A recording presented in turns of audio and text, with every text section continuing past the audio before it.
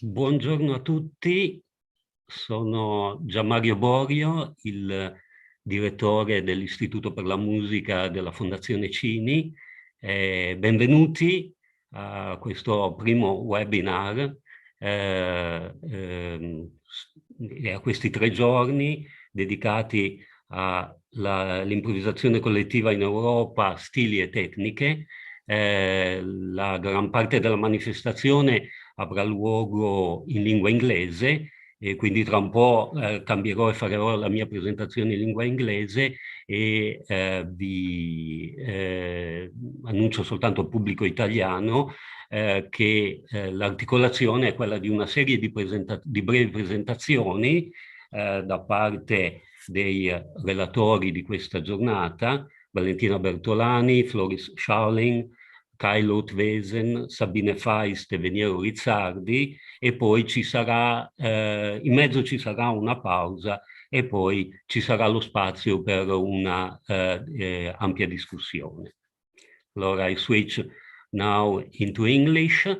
I am Gianmario Borio, Director of the Institute of Music at the Fondazione Giorgio Cini in Venice. Welcome to our webinar on collective improvisation in Europe.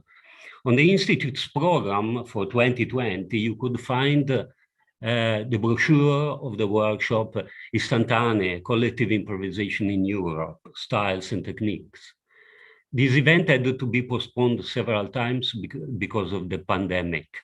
The new date is now March 2022, in 1 year from now. This present webinar is intended as a preparation for the workshop, a format which requires the presence and active participation of all the components, the musicians, the musicologists, the students, the audience. Within the Institute of Music, these kinds of activities are usually grouped under the label research-led performance. The basic idea behind this series is twofold. On one hand, the performance practice is put on a solid basis thanks to the acquisitions of the archival research and the theoretical investigation. On the other hand, the musicological work may only profit if it proceeds in association with the experience of performing and listening. The Fondazione Giorgio Cini always keeps an eye out for dissemination of knowledge. This implies the involvement of musicians and musicologists of the new generations. In our case, a group of performers who were selected via an announcement and will be active in these days on both sides of the reconstruction of the historical field and the implementation of performance practices. The original lineup of the teachers is Walter Branchi, John Heinemann, Evan Parker, and Giancarlo Schiaffini as representatives of the historical phase between 1965 and 1985, as well as musicologists Valentina Bertolani, Sabine Feist, Ingrid Pustianaz, Vincenzo Caporaletti, Laurent Cugny, and Veniero Rizzardi, whose task serves to trigger the discussion through documentation, reports, and archival research, and oral history, as well as theoretical reflections. The special feature of webinar gave us the possibility of involving additional speakers. I would like to express my thanks to David Bernstein, Kai Lothwesen, Floris Scharling, and Pierre Michel, who joined our group and accepted to share with us their researches on several aspects of free improvisation. This initiative follows 2 conferences dealing with the relationship between composition and improvisation in different phases of Western music history, which took place in 2013 and 2014. Con la mente con le mani, improvisation from Cantare super librum to Partimenti, organized by Massimiliano Guido and Peter Schubert, and musical improvisation in the age of Beethoven and open forms, organized by Angela Carona and myself. 2 volumes originated from these conferences. The historical perspective is crucial for our approach. The core issue, currently the focus of the musicological debate, is whether improvisation is an alternative practice to composition, thus playing a leading role in times and areas where the concept of artwork is not widespread, or whether this practice is a constant of European musical culture that occurs in different way each time, establishing relationships with written composition and the theory derived from it. In our previous events, we followed this latter path. Now we will apply the same attitude to the 2 decades, which are the focus of this webinar and the workshop. The main questions are, first, why did composers feel the need to form or join improvisation ensembles? Second, can we recognize specific styles and techniques of these ensembles? Third, is there any relationship between the free improvisation and the experimental composition of the same period?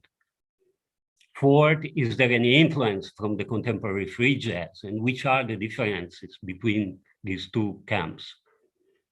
This phase was characterized by the intersection of different fields of musical creativity. On the one hand, we have improvisation ensembles mostly formed by composers, Nuova Consonanza, Musica Elettronica Viva, AMM, and Euphonic Art. On the other hand, we find the total improvisation in ensembles with a jazz background, such as the Spontaneous Music Ensemble, Globe Unity Orchestra, and the Instant Composer Pool. One central concept in all of these ensembles is freedom, that we find in the definition free improvisation. Freedom refers to the choice of the material, the way of playing an instrument, the open end of an improvisatory action, and several other levels. Another important aspect is collectivism, which relates to the actions of these ensembles, which relates the action of these ensembles to the political background. I should finally mention the intense relationship with the technological dimension. Tape recording became one of the tools for verifying and criticizing real-time creations. And of course, a larger reception of free improvised music was guaranteed by the worldwide diffusion of long play recordings. Improvisation had a kind of double identity, the live dimension with musicians and audience meeting in a specific place, and the mediated form via the recordings. These and many others will be topics of the discussion in these 3 days. I look forward to listening to your talks, discussions, and performances. I'm confident that this will be the first step of a process leading us to the workshop on next year and other achievements, both in the fields of playing music and research. So now we shall begin.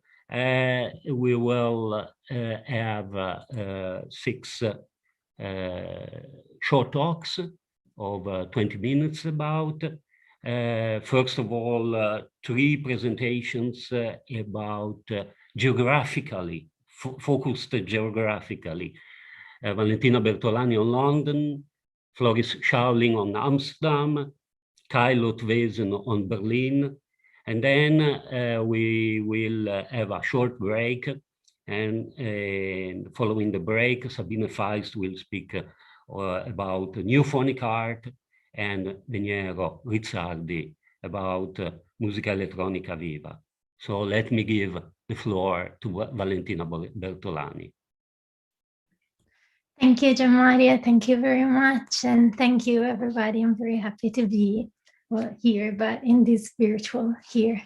So let me share my presentation. Can you all see the presentation? Yes? Yeah, awesome. Yes. So I'll start. For this presentation on British improvisation in the 60s, I decided to try and answer very simple questions as to lay the ground for next year, hopefully.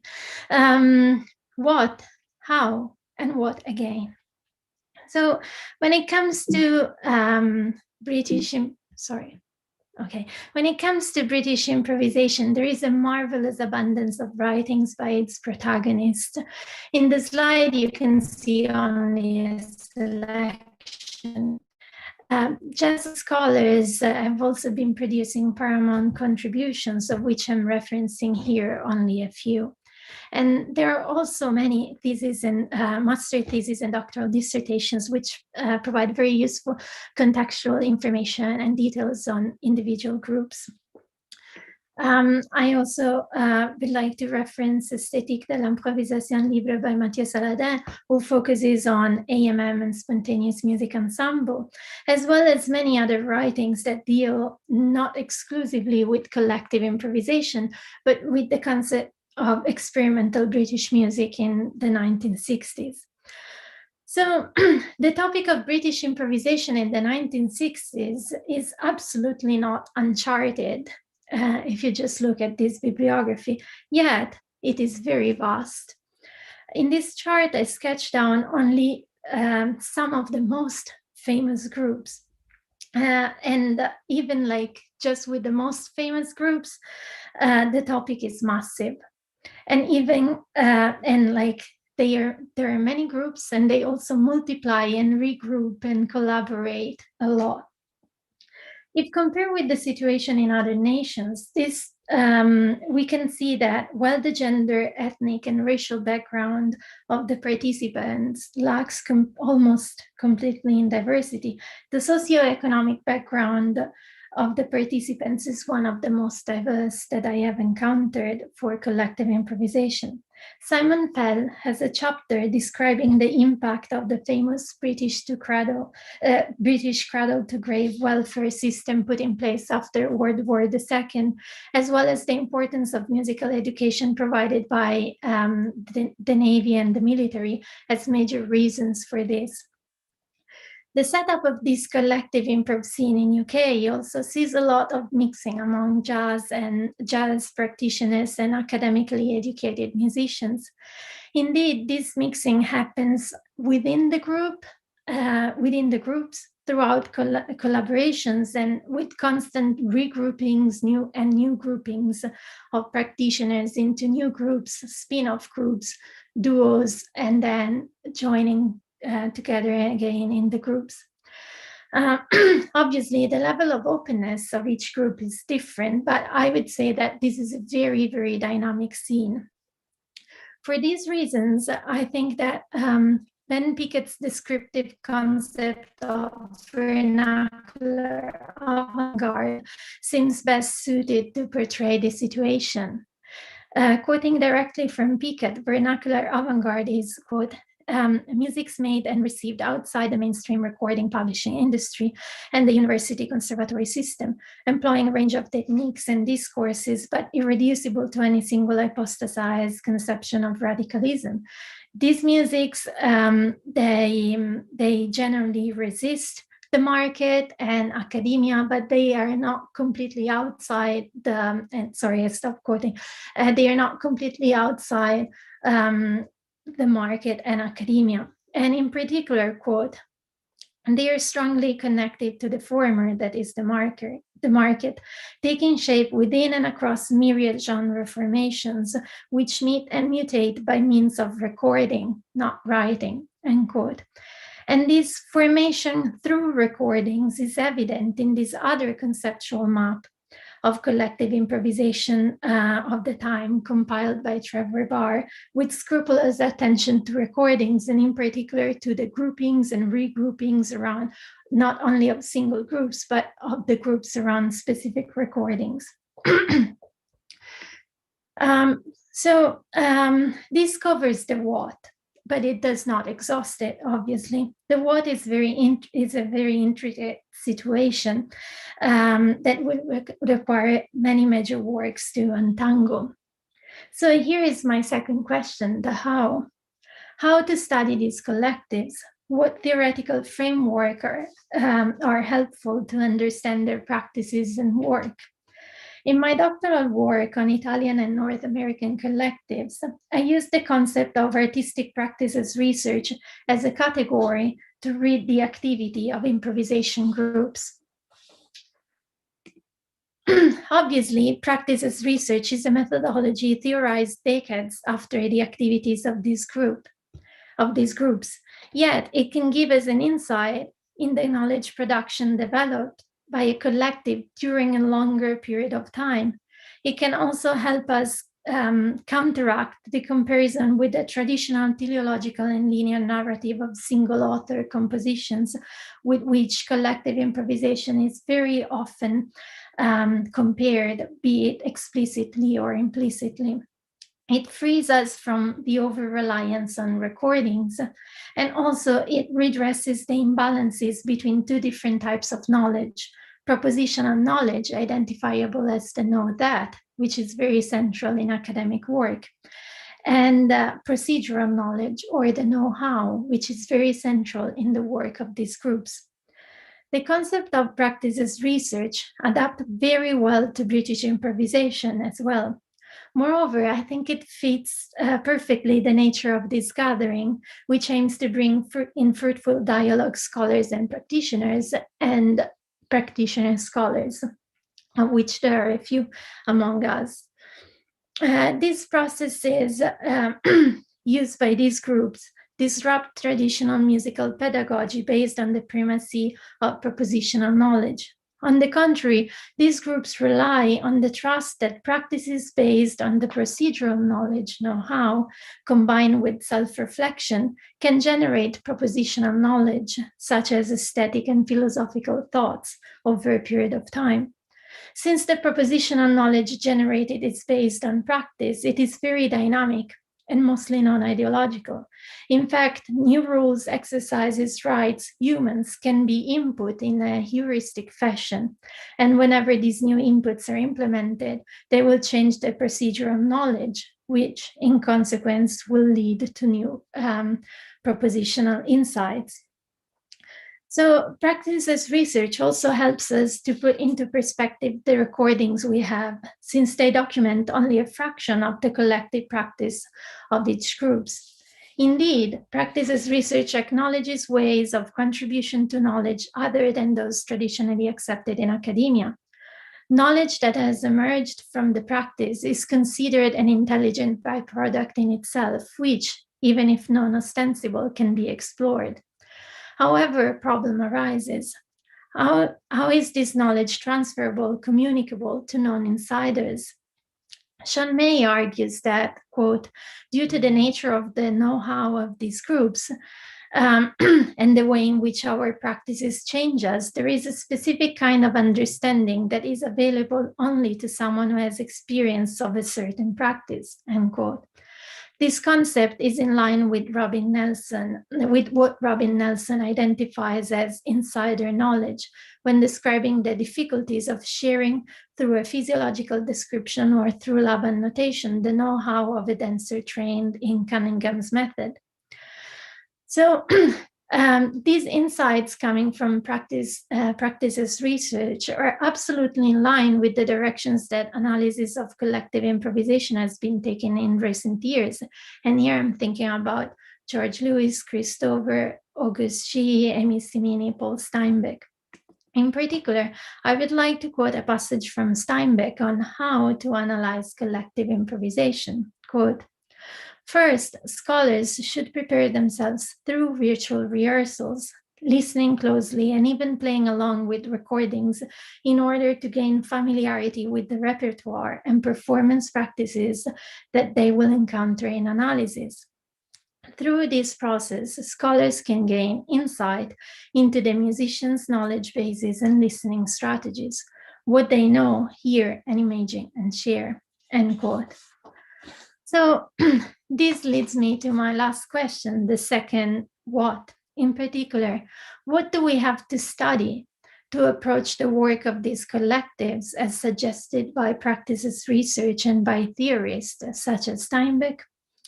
I will try to answer these using 3 examples from 3 very different groups. I will start with Gentle Fire. Similarly to many other groups, Gentle Fire combined improvisations, group compositions, and performances of other contemporary composers such as John Cage, Earl Brown, Caroline Stockow, and Yoshi Cianagi, and like the usual ones. In the late 1960s, early 70s, group exploration started to go under the name of group compositions, of which they created 6. Some aspects of these group compositions were borrowed by compositions they performed by Cage, such as the rolling of dice, even though they built their own dice. Some other aspects were borrowed from Stockhausen, such as the some aspects of the notation. Mostly, these compositions centered around purpose-built objects, such as the gong, shown in this slide on the right, to be used in group compositions 3 and 4. These were objects that were to be performed together by different people of the group. James Mooney writes about the functioning of group composition 2 and 4 and 5, and I quote, "In carrying out this process of collective creation, I believe that the members of Gentle Fire intentionally exploited their knowledge of the unique musical mannerisms and idiosyncrasies of the players for which they were writing. Implicit in the writing of each score, in other words, was the knowledge that it would be performed not just by anybody, but through the unique filter of a particular individual's known habits of technique and interpretation of musical personality," end quote. Hugh Davis, in fact, like several times, he refers to the fact that sometimes he wanted to elicit specific reactions in the other group members just because he knew them so well. Thus, Mooney reminds us of the insider knowledge proposed by Nelson and May with regard to practices research, as well as what Steinbeck describes as the necessity to, and I quote again, gain insight into the musician's knowledge bases and listening strategies, end quote. Gentle Fire member Michael Robinson, in a 1973 interview for BBC, also says that these purpose-built objects were both instrument and their scores. So Gentle Fire provides us with a beautiful chance to pay homage to Mario Bertoncini, to whom this occasion is dedicated in memoriam. Around 1974, in fact, Bertoncini also developed a series of Aeolian harps and gongs, objects that he would describe as the material scores as well as the sound sources for some of his compositions. And similarly, one of the group that Mario Bertoncini helped create, even though he didn't participate in it, Sonde, based in Montreal, they also worked on custom-built objects as group explorations in a fashion that is very similar to Gentle Fire. Here to the second example, the spontaneous music ensemble.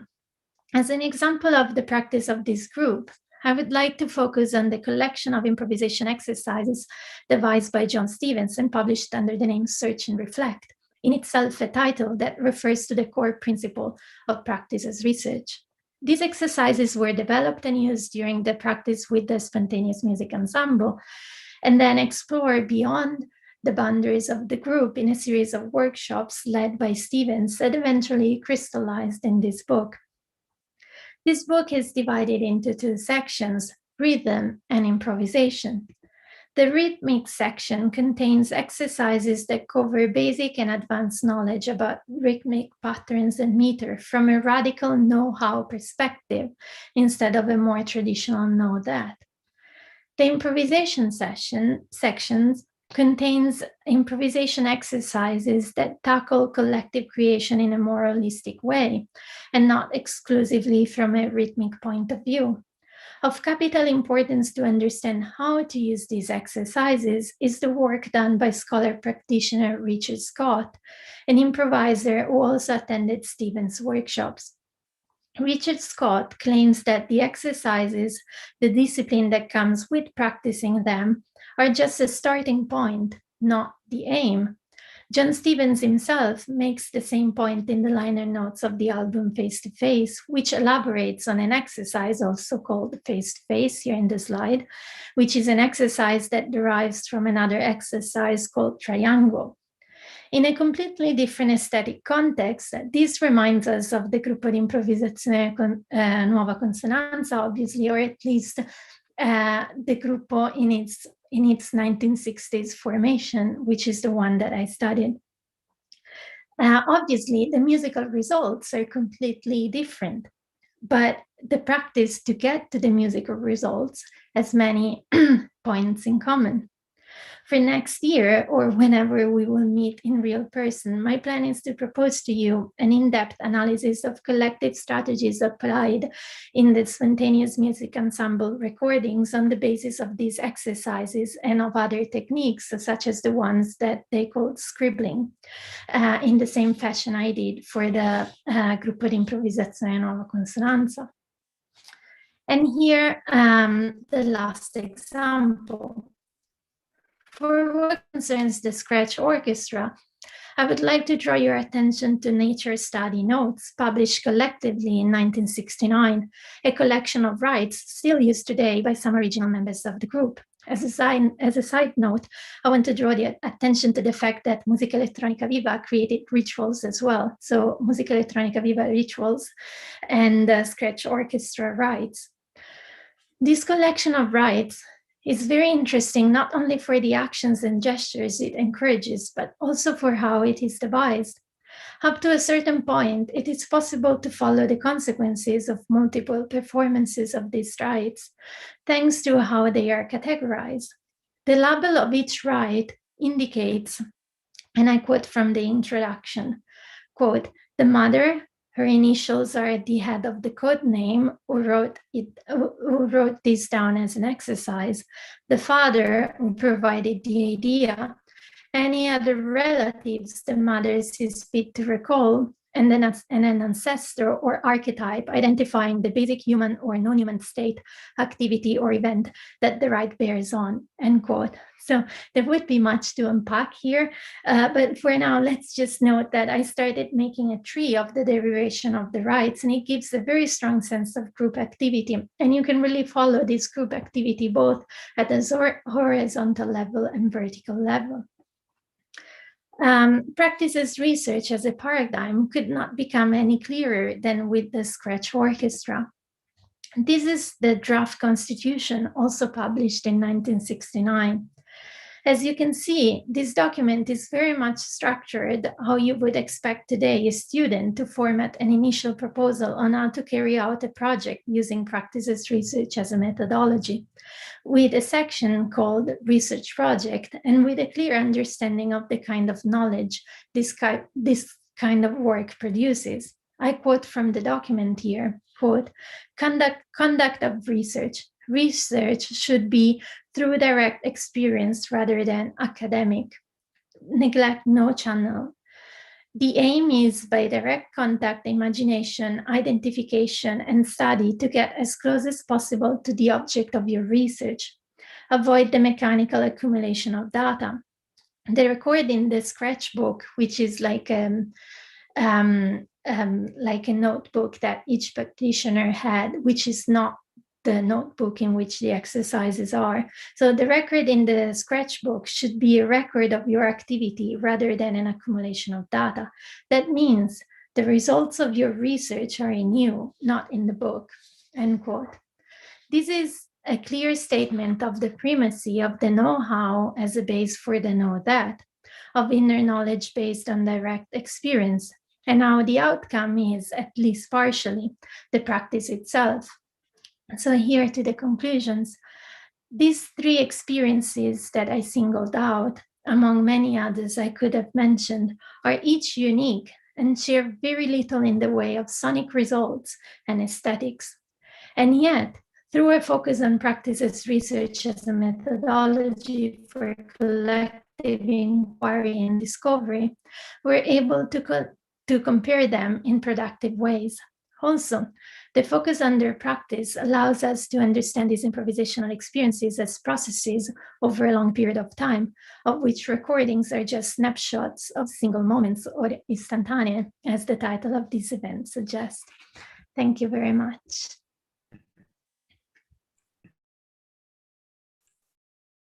Thank you, Valentina, for your presentation, which was very interesting, an overview about the British situation in the period late 60s, beginning of the 70s, centered around some basic problems that we will deal with also in the other presentation and talks, research to experience, and the other basic ideas beyond the improvisation practice.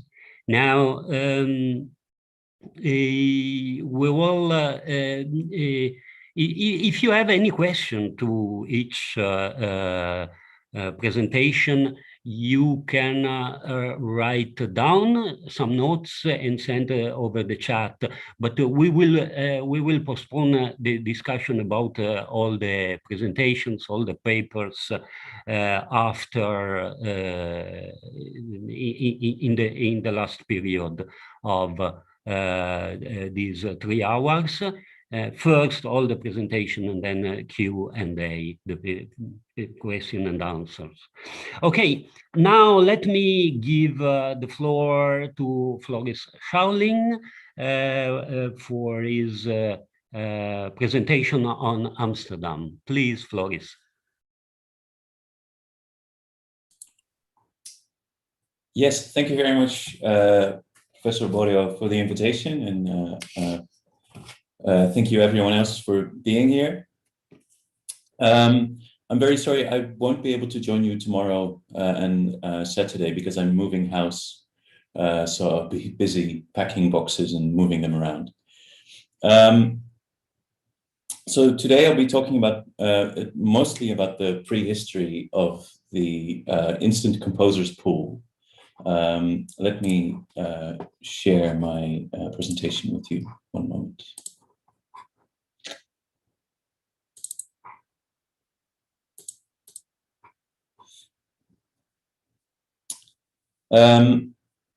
So the Instant Composers Pool, or ICP, is a Dutch improvising collective that was an important part of the first generation of European improvisers, and that continues to exist and perform to this day.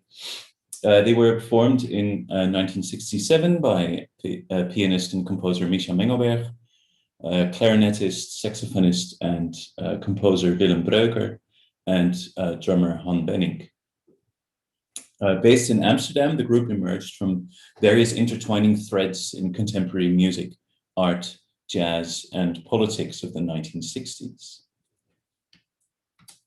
In my book on the ICP, my main interest is to show how this concept and practice of instant composition emerged historically, on the one hand, and on the other, how it functions in their practice. And I focus on specifically on the question of the use of their repertoire of notated compositions within an improvised musical practice, how that came about and how it functions in practice. Today, however, I have a slightly different point of focus, namely the relation of the ICP to the strands of political and cultural expression that we tend to collectively refer to as the events of May 1968.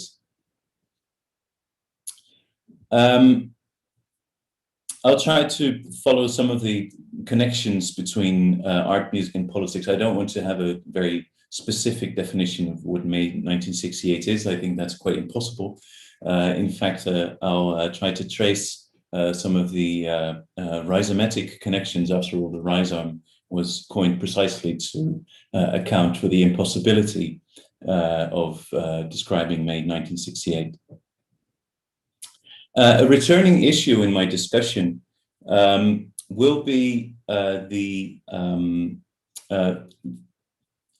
relation of the ICP and some closely related musicians to concepts of collective cultural creativity that were rapidly emerging.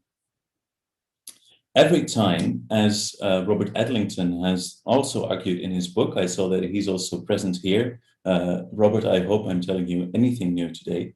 As Robert Adlington has shown, every time tensions arose between the countercultural movements that envisioned a post-capitalist society in which art and life would be integrated and everyone would be an artist, and the artistic avant-garde, who, after all, were less concerned with changing society at large and more in developing their individual artistic pursuits. Mengelberg and Benink performed together for the first time in 1960. They were both budding jazz musicians. They connected through their mutual admiration of Thelonious Monk, who was otherwise considered an offbeat and incompetent pianist in the Dutch jazz scene. Benink was in art school and has always been active as a visual artist besides his career as a drummer, while Mengelberg was studying at the conservatory in The Hague, where he ended up graduating in music theory. Mengelberg was part of a group of students who all studied with Kees van Baren, which included Louis Andriessen, Peter Schat, Reimer de Leeuw, and Jan van Vlijmen. And this group would become notorious for their political activism, aiming to reform the Dutch musical landscape. Mengelberg visited Darmstadt in 1958, where he saw John Cage present his famous lectures on composition as process, and this would have a formative impact on his approach to musical performance. Cage's influence was felt more widely in Dutch music and in contemporary art. And in 1962, a collective of composers, visual artists, electronic musicians, poets, and choreographers formed the Mood Engineering Society.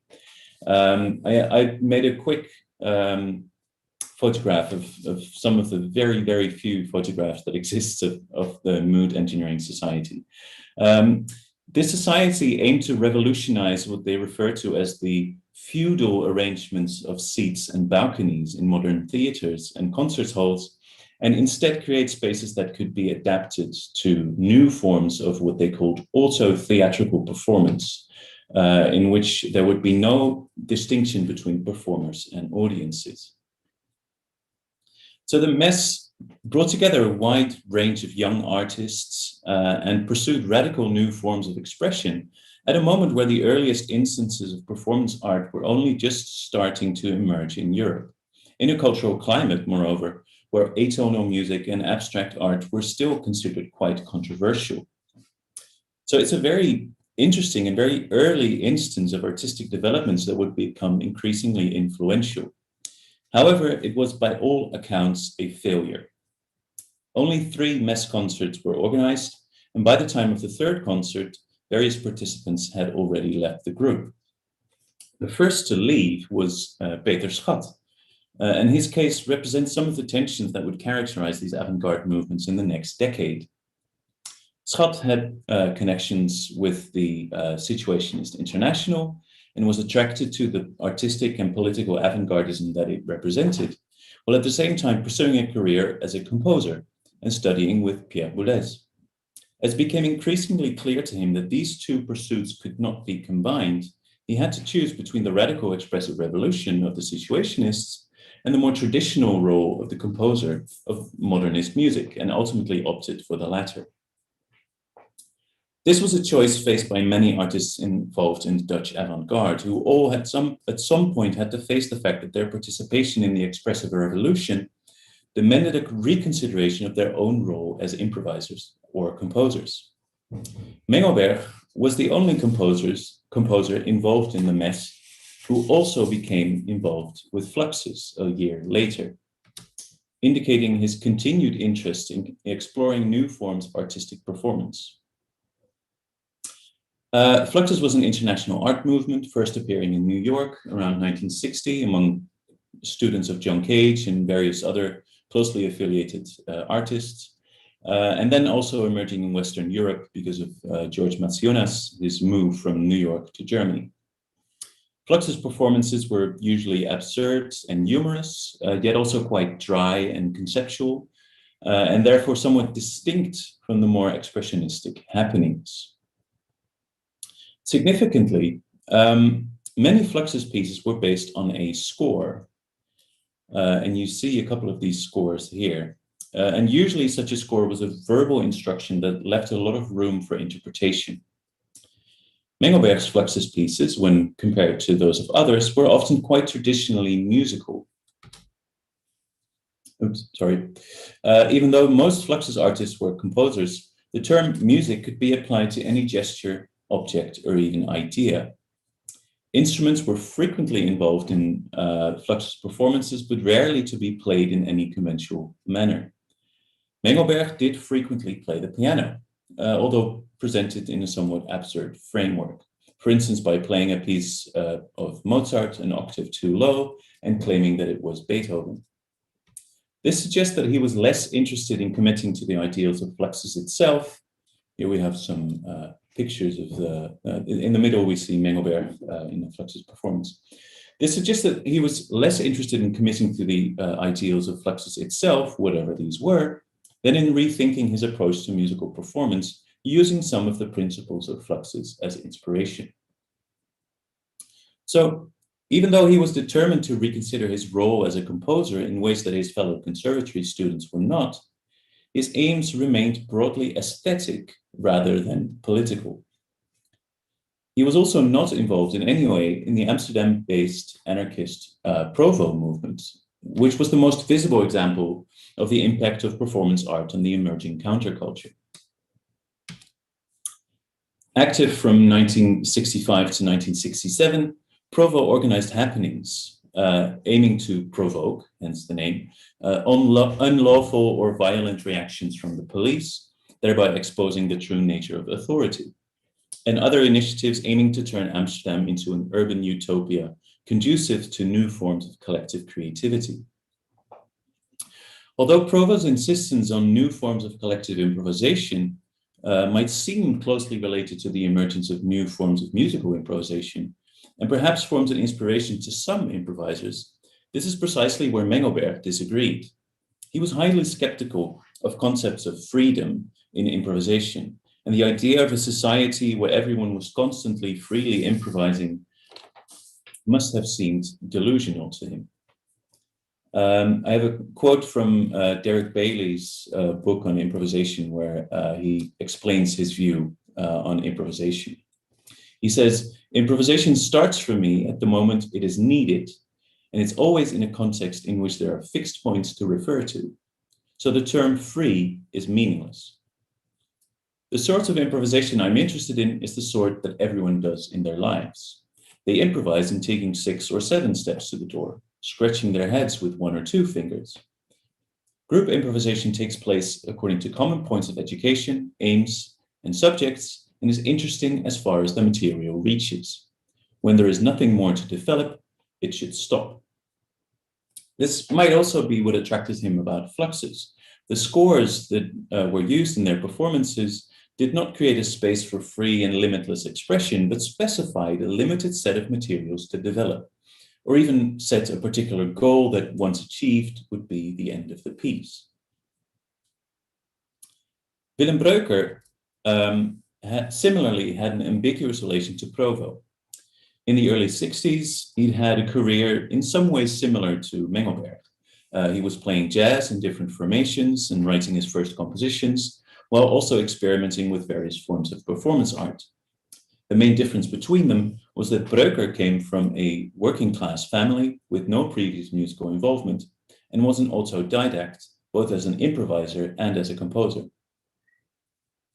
In 1966, Breuker became a national celebrity overnight because of his controversial performance at the Loosdrecht Jazz Festival with his composition Litany for the 14th of June, 1966. The title of this piece referred to riots that had taken place on the 13th. A demonstration of construction workers had been closed down by the police, after which the construction workers were joined by various activists and some provos in what became a violent riot, in which one of the construction workers died. The right-wing newspaper, De Telegraaf, reports the next day that he had died of a heart attack, which was true, but was seen by some of the activists as an attempt to cover up police violence. And the newspaper's editorial offices were stormed in response, leading to a second day of riots in Amsterdam. This series of events was one of the reasons that historian Nick Pas has written that there was never a Dutch 1968, as it were, but there was in 1966. Breuker's Litany was a 10-minute piece for 18 musicians, alternating fully composed material, graphic scores, and free improvisation. A singer recited excerpts from the newspaper reports about the riots. At the jazz festival, where bebop and cool jazz were still the dominant taste, the piece would have made an impact even without its controversial political topic. and it marked the definitive entry of both politics and the avant-garde into the Dutch jazz scene. Still, Breuker consistently disavowed any political intentions. A year later, he said, oh, sorry, I don't have the quote here. I thought I had it. A year later, he said, last year, I wrote Litany for the 14th of June without political intentions. Those riots just made an enormous impression on me. Breuker had been present at the riots himself, but denied that the piece was an expression of his politics. Rather, perhaps a sketch of the atmosphere, as he put it. Significantly then, Breuker's intentions, like Mengelberg's, were mainly aesthetic rather than political, or so he claimed. More importantly, this watershed moment in the emergence of free improvisation was a largely pre-composed piece of music, and an individual achievement rather than a collective expression. Neither Mengelberg nor Breuker then directly engaged with Provo or the broader counterculture that it represented.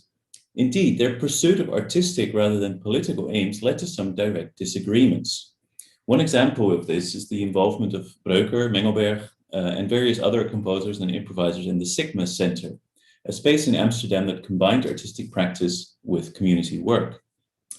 The center was supported by Provo and became an important space for avant-garde musicians.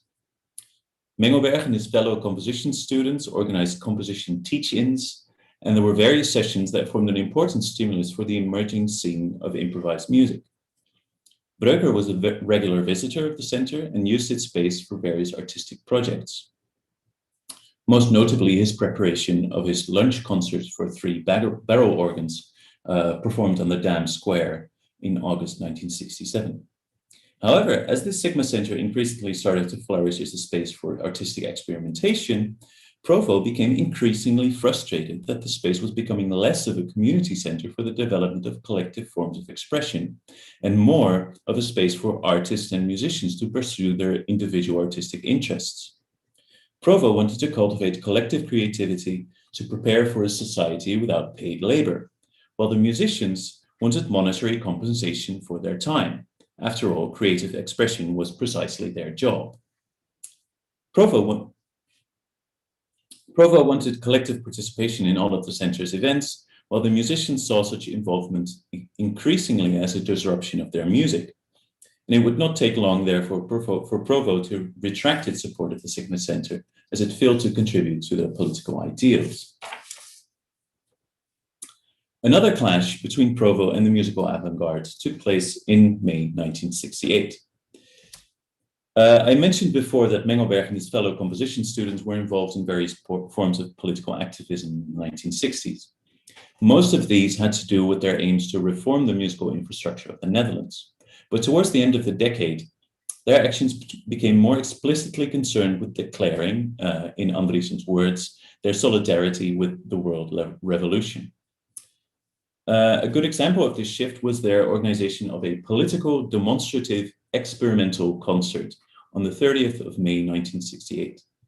The concert featured compositions by Louis Andriessen, Peter Schat, and Micha Mengelberg.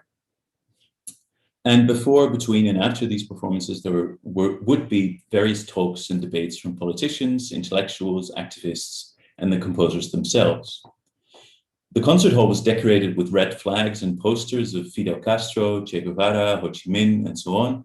And during the performance of Schat's piece, an enormous flag was unfolded bearing the word revolution. The program book was filled with excerpts of writing by Lenin, Adorno, Mao, Marcuse, and Trotsky. The concert got a great deal of public attention. 2 weeks before, Peter Schat gave a press conference outlining some of the political ideals of the organizers. This was on the day of the occupation of the Odeon Theater in Paris. And naturally, the public assumed that something similar was going to happen in Amsterdam. Schat and Andriessen traveled to the Odeon, where they saw Sartre give his famous speeches.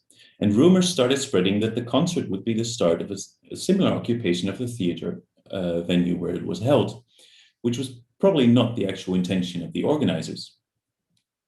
In fact, although the concert was clearly intended to outline their political worldview, they consistently rejected the idea that their music was political. In the program book, between excerpts of Mao and Lenin, Schat wrote that music is not able to express anything, let alone transmit political messages. If the composers Schat and Andriessen underlined their political views while maintaining that their music had no political intentions, Mengelberg's perspective was almost diametrically opposed. His contribution to the program book included a brief explanation of his piece, which also involved some audience participation, and also stated that any connection between his contribution and the rest of this political diatribe discussed as a program book is dismissed. Finally, it also featured a little puzzle, which you can see on the right, that audience members could make to pass their time should they get bored during the concert. At the concert, he told a reporter, "I do not agree with the approach taken here. The pieces have little to do with the political views that are attached to it. It's very topical, and those French students are all fabulous, but the music should fit the ideas."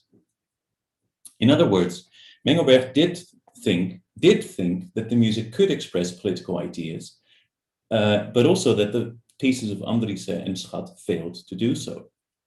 In light of this, it's interesting to look at his contribution to the program. Hello, Windy Boys is a game piece in which the score specifies rules for a game for the musicians to play. The musicians are divided into two groups, one of which is seated inside a big inflatable dome. The two groups communicate through electronic amplification, and part of the challenge for them is to achieve a common rhythm. Once this is established, there are rules for what they can play and penalties for breaking these rules. The audience are invited to join in when the musicians are hopping. If Mengelberg indeed intended this piece as a commentary on the event, then the idea of a group of musicians literally inside a bubble trying to communicate with the outside world leaves little to the imagination. The piece, like many other pieces Mengelberg wrote during this time, seems to thematize miscommunication and disagreement. It's symbolic, therefore, that the concert was by all accounts a failure.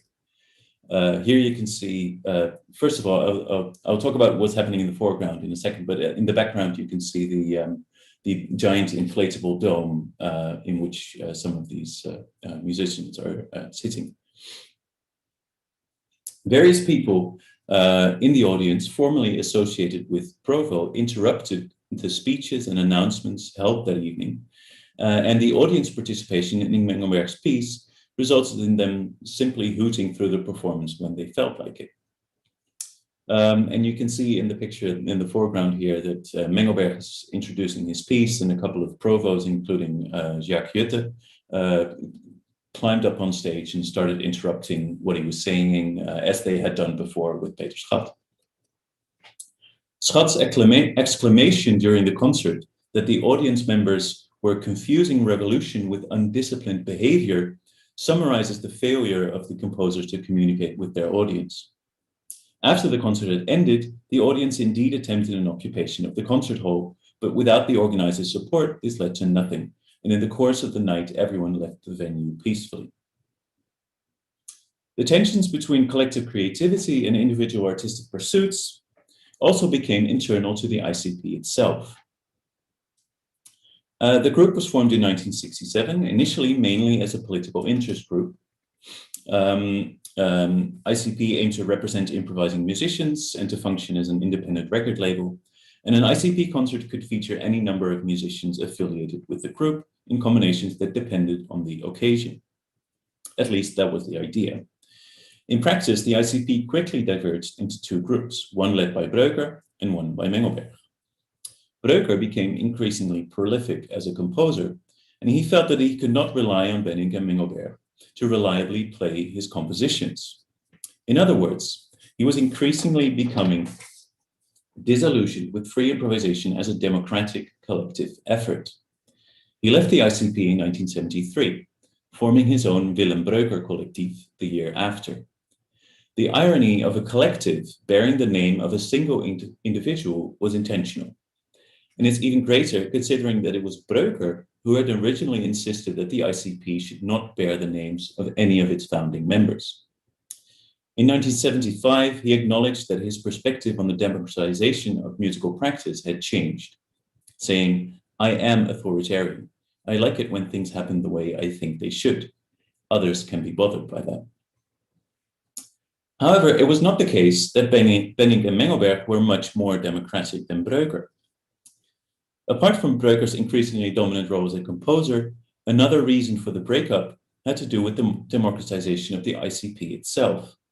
Breuker, who was increasingly working with a standardized lineup of musicians, wanted them to have a say in the ICP's organization.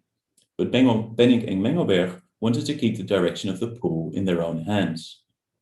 Although their performances then do function democratically in the sense that there's no established hierarchy amongst participating musicians, they were generally very selective about who would be able to participate in the first place. In an interview in the 1990s, Mengelberg reflected that I did not agree with the 60s idea about elites, because apart from elites that want to keep people out, there are also those who do not aim to exclude. They are just small because they are concerned with something that is not appealing to everyone. In that sense, anyone who is highly skilled in a certain profession makes up an elite. And with that remark, I will end my talk. Thank you very much for your attention. Thank you, Floris. It was very interesting. A lot of information about the period in Amsterdam, and two focus, which seems to me also about belonging to the topics that we will carry through these days.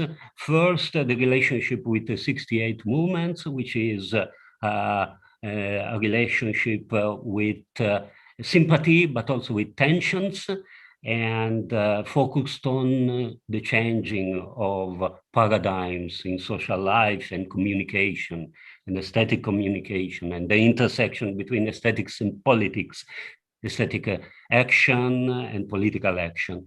And then the intersection of composition and improvisation, which is also on the other side, an intersection between the written and the oral. So these will be certainly topics to be discussed at the end. But now let me give the floor to Kai Lotvesen for his presentation of the Berlin scene. Please, Kai.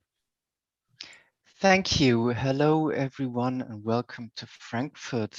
Unluckily, we couldn't be together in one room, but since technology has evolved, we can meet, and I am about to share my presentation with you.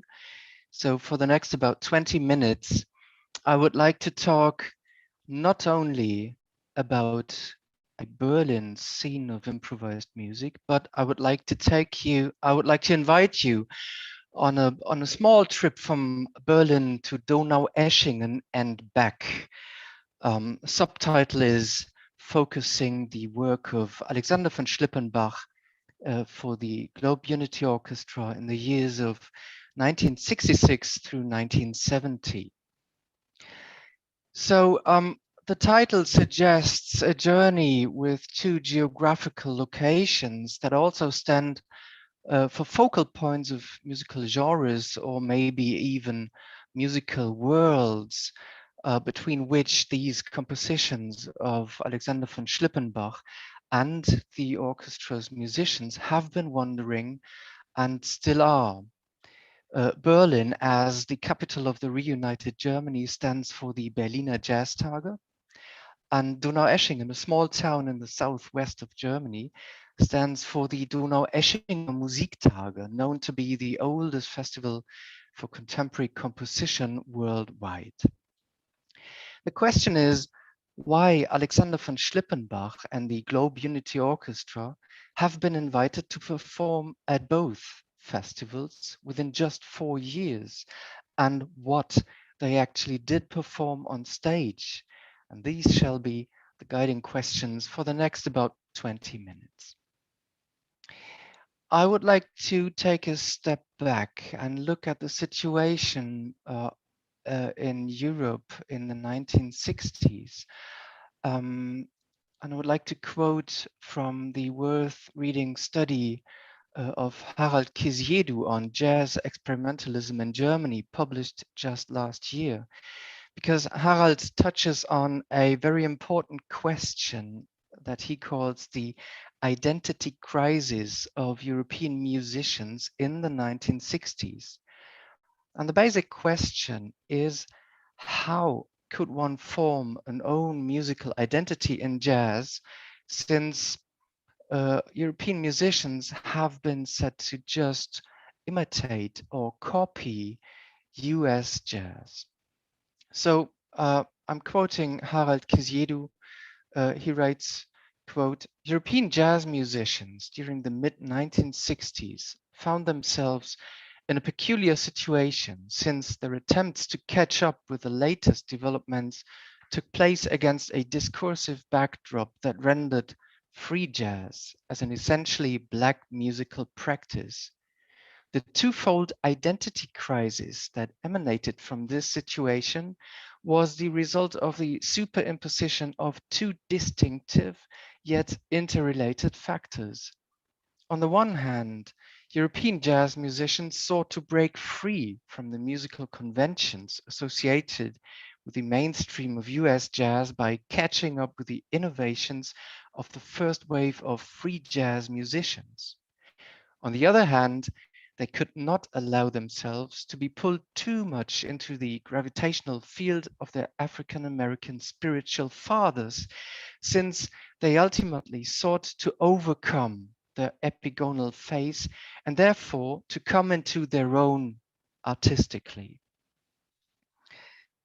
So the question is, if not just imitating free jazz concepts, the question is how to use that and how to develop an own identity. Eckhard Joost has noted that jazz in Europe meant as much as US jazz played in Europe. But this changed with the upcoming free jazz movement in the US that challenged conventional perceptions of jazz by transcending traditional features like form, harmony, melody, rhythm, and instrumentation, that is, overcoming the distinction of rhythm section and lead section.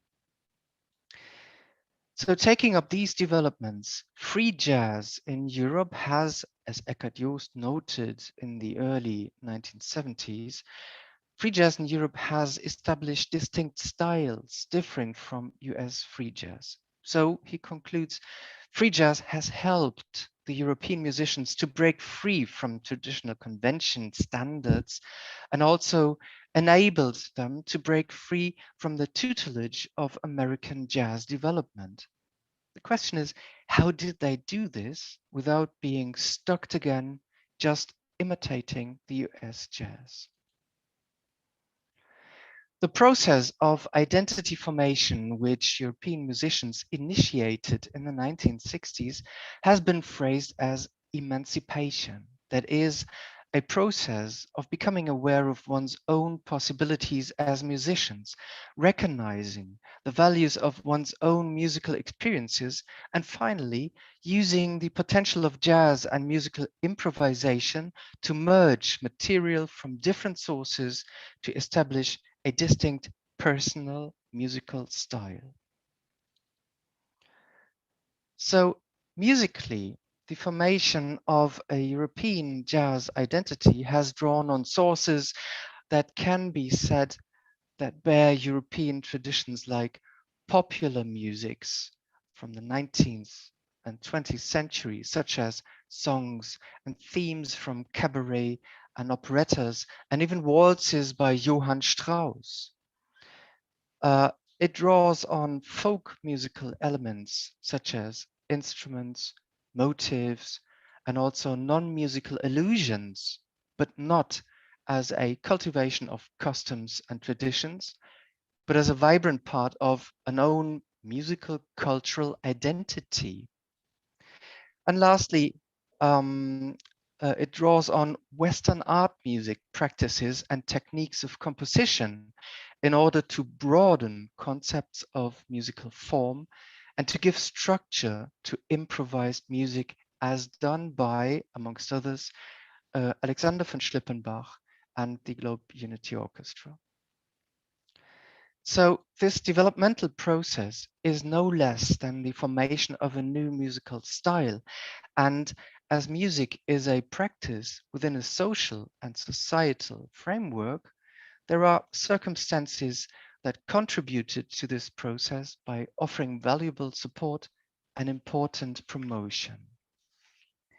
And this is why I would like to have a short look at locations and organizations in Germany. And this may explain why I do not solely focus on Berlin as one of these locations, but I felt the need of opening the geographical range. So as a federal state in that decade, West Germany did not and does not have one main center metropole, which is also the state's capital, but Germany has many cities with a vibrant cultural life and a proper promotion of culture, such as, for example, local theaters, orchestras, and youth centers. Along with that goes the organization of radio and television stations, as each federal state has its own public service broadcast station, which was an important source for the promotion of contemporary composed and improvised music after the Second World War. I would like to highlight just a few of these locations and organizations that have played a major role in the development of free improvised music and free jazz in the 1960s Germany. The first is the already mentioned Donaueschinger Musiktage, a festival founded in 1921 to promote contemporary art music, and the festival was opened with Paul Hindemith's Quartett für zwei Violinen, Viola und Violoncello.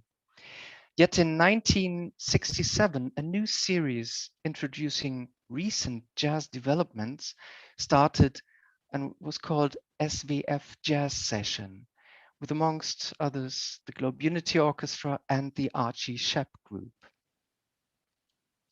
The second location and organization is the Jazz Fest Berlin, which was founded as Jazz Festival in 1964 as a part of the Berliner Festspiele, a festival for theater, music, and also film that already has been established in the year 1951 in front of the background of the so-called Cold War as a Schaufenster des Westens, like a window to the West and the culture that the West can offer. This Jazz Fest was then called Berliner Jazz Tage, Jazz Days, and it was continued from 1965 on as an independent festival, no longer strongly attached to the Berliner Festspiele. The first concerts in 1964 included, amongst others, the second Miles Davis Quintet and the Dave Brubeck Quartet. Also very important is the Südwestrundfunk, the Southwest radio station, a public service broadcaster in the southwest of Germany that plays an important role in these days and in the promotion of jazz and improvised music via radio and television. The service's jazz department was located in Baden-Baden. It was founded already back in 1947, and it was led for about 40 years by Joachim Ernst Behrendt, one of the major promoters of jazz throughout Germany. And Behrendt has been involved not only in television and radio productions, but also he acted as a record producer, and he has been engaged in festivals like the Berliner Jazztage and the Donaueschinger Musiktage. It was basically him, it was Joachim Ernst Behrendt who invited Alexander von Schlippenbach and the Globe Unity Orchestra first to Berlin Jazz Tage and then to the Donaueschinger Musiktage. Another important spot, another location is the Hochschule für Musik und Tanz in Köln. So the Cologne Conservatory has become, already since the 1950s, has become an important focal point for contemporary composed and improvised music. Cologne-based composers like Herbert Eimert or Karl-Heinz Stockhausen have been exploring electronic devices and technologies at the local broadcast station, and the conservatory, the academy, was attracting performers and students from all over Germany. So in the early 1960s, Alexander von Schlippenbach and Manfred Schof enrolled in courses on film music and composition given by Bernd Alois Zimmermann. And both Schlippenbach and Schof later claimed that Zimmermann has been an important influence regarding musical conceptual thinking and has influenced their understanding of composing music. Zimmermann, on the other hand, was impressed by the musical qualities of the Manfred Schof Quintet, an early free jazz group that Schof and Schlippenbach had put together. And one last organization has to be put on the map here. It is the Free Music Production, FMP, an independent record label founded by musicians by Peter Brötzmann, Peter Kowald, Alexander von Schlippenbach, and Joost Gebers. The label was founded to regain control over the conditions of production, as well as having control over the creative process itself, from playing the music to distributing and selling them. In 1968, the FMP also started an own music festival, the Total Music Meeting, which was thought to be a counterpart of the established Berliner Jazz Fest that focused on rather traditional jazz. And the Total Music Meeting was supporting and promoting improvised music, world music, and it was enabling encounters of various musicians and musics at that time and later on. An ensemble that plays a key role in this development because it assembles a large amount of musicians from different countries is the Globe Unity Orchestra. This picture here was taken at a concert in Berlin in the year 2016, where the Globe Unity Orchestra performed on the occasion of its 50th anniversary. Unfortunately, without any bass players, since both original bass players had deceased already. Peter Kowald back in 2002 and Bushi Niebergall already in 1990. Still on this stage, you can see some members of the first and original lineup. That is Alexander von Schlippenbach at the grand piano. It is also Evan Parker, which we have here amongst us, on soprano saxophone right beside him. It is Gerd Dudek on tenor sax, standing right next to Evan Parker. And it is Manfred Schof on trumpet in the middle of the stage. In between this picture and the first appearance of this ensemble lie numerous performances and about 18 recordings. The group's development and its conceptions can be distinguished in three phases, like Eckhard Joost suggests. It is an early phase determined by the foremost compositions by Alexander von Schlippenbach, which is what I want to look at in this presentation here. Second is a phase around the mid-1970s, which is characterized by more open performance-based concepts and partly happening like performances in public spaces like the city of Wuppertal. And a third phase from the end of the 1970s onwards shows free improvisations as well as composed pieces and works which basically form the repertoire of the group up till now. During the 1980s, the ensemble scarcely came together, and Schlippenbach founded the Berlin Contemporary Jazz Orchestra in 1988. But the Globe Unity Orchestra still performs today occasionally.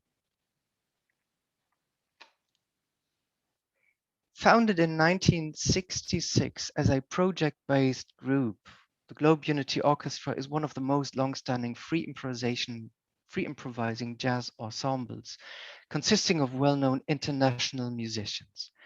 Back then, the orchestra emerged from the combination of members of two ensembles, the Peter Brötzmann Trio, with Brötzmann on saxophone and Peter Kowald on double bass, and the Manfred Schof Quintet, with Schof on trumpet and flugelhorn, Gerd Dudek on saxophone, Schlippenbach on piano, Buschi Niebergall on double bass, and Jackie Liebezeit on drums. The orchestra resulted from an idea of Schlippenbach. In 1966, Schlippenbach received a commission from the RIAS, Rundfunk im amerikanischen Sektor, radio in the American sector of Berlin, a commission to write a piece for the Berliner Jazztage. The festival director, Joachim Ernst Behrendt, had in mind to bring together jazz and classical music, and he asked for pieces approaching such a fusion from each side. Boris Blacher, a contemporary classical composer, wrote a piece called Improvisationen über Plus-Minus-1 für Jazzquintett und Streichquartett, which didn't receive favorable critique. And Schlippenbach wrote Globe Unity for a large free improvising ensemble. And this is the starting point of the, like how I would call it, the Globe Unity complex. Schlippenbach's idea of structuring this large ensemble of improvising free jazz musicians merges conceptions of free jazz and contemporary classical music. And it shows parallels to his piano playing. Because as a pianist and composer, Schlippenbach draws on influences from both jazz, namely Thelonious Monk, and classical music. Schlippenbach himself stated Béla Bartók and Arnold Schoenberg to be of great influence. And regarding his musical thinking and compositional techniques, Bernd Alois Zimmermann has been of major importance. Schlippenbach has developed a distinct personal style using repetitive patterns, harshly accentuated single note lines, fast whirling sound figures, monkish like stumbling rhythms, and an energetic playing that might be comparable to that of Cecil Taylor. And as a composer for improvising musicians, Schlippenbach follows a basic aesthetic principle that brings together two concepts that seem to contradict at first glance: unity and pluralism. Yet, coming from jazz, this combination makes sense since it focuses on the creative musician, so that a distinction between improvisation and composition becomes expendable. Nevertheless, as composer, Schlippenbach is exploring ways to stimulate and direct the creative potential of his large ensemble. This Globe Unity complex encompasses three works who have been performed at Berliner Jazztage and Donaueschinger Musiktage. And I'd like to give brief insights in these musics by just offering some of the analytical notes that I took some years back when I was trying to understand that kind of music. Globe Unity itself, the original piece, uses a simple but effective way of structuring formally, because it uses musical signals and cues as direction. As you can see here, analyzing improvised music is also about trying to understand how one understands music by just listening. So my analytical notes here may offer some insights in my understanding of Globe Unity. The basic formal idea is an interchange between solo and tutti. Collective improvisations take turns with solo or duo parts. And at about 2/3 of the piece, the instrumentation thins out and the high energy is reduced, opening space for the two drummers to interact, followed by a piano solo, which is interrupted by a brass intermezzo that finally leads into a coda. Quite remarkable is that at about 2/3 as well, a tone row appears in the tuba, which I would like you to have a listen.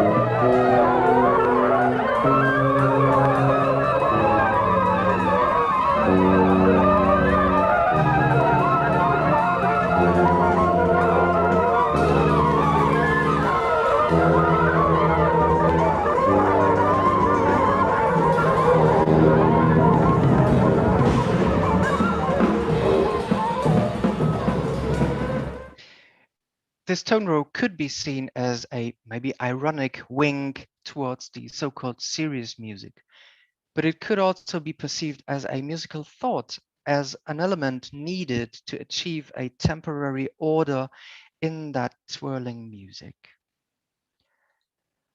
In the next year, in 1967, the group was invited to perform at Donaueschinger Musiktage within the SWF Jazz Session, curated, directed by Joachim Ernst Behrendt. And Schlippenbach took the opportunity to revise this concept of globe unity, expanding the piece, giving it more time, but the basic idea of the solo, duo, and tutti chain of the previous version remained basically the same. We have a tone row here, which is presented in unison in the brass. With a look on the watch, I think I skipped that because I would like to show you another piece, a recording of Globe Unity 70. This is the third piece, an excerpt of the score of Globe Unity 70. This piece was performed at the Berliner Jazztage back in Berlin in 1970. Here, rather little reminds of the earlier pieces, most of all because it is just about 8 minutes long.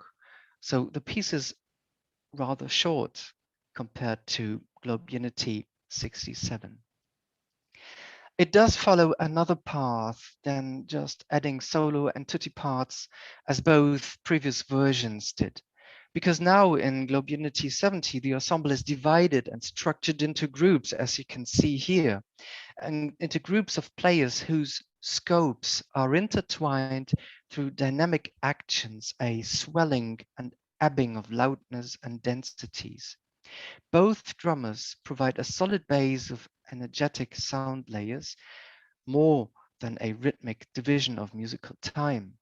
And the piano acts rather autonomous, almost like a fixed point, a resilient constant standing apart from the wave-shaped sound structures. The density of musical events appears as a most important parameter of construction, even more important than in the previous versions. Repeatedly, single players come forward, emerging new temporarily formal structures before being overlapped again. Highlights are, for example, an unaccompanied trumpet solo by Thomas Stanko and drummer Han Benning playing a dun chen, a Tibetan horn,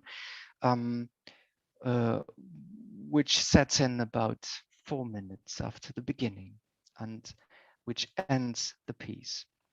we have the possibility to follow the performance of this piece since the concert was recorded for television broadcast. I would like the opportunity to just have a look at a few minutes to give you an impression of how the Globe Unity Orchestra on stage acted back then.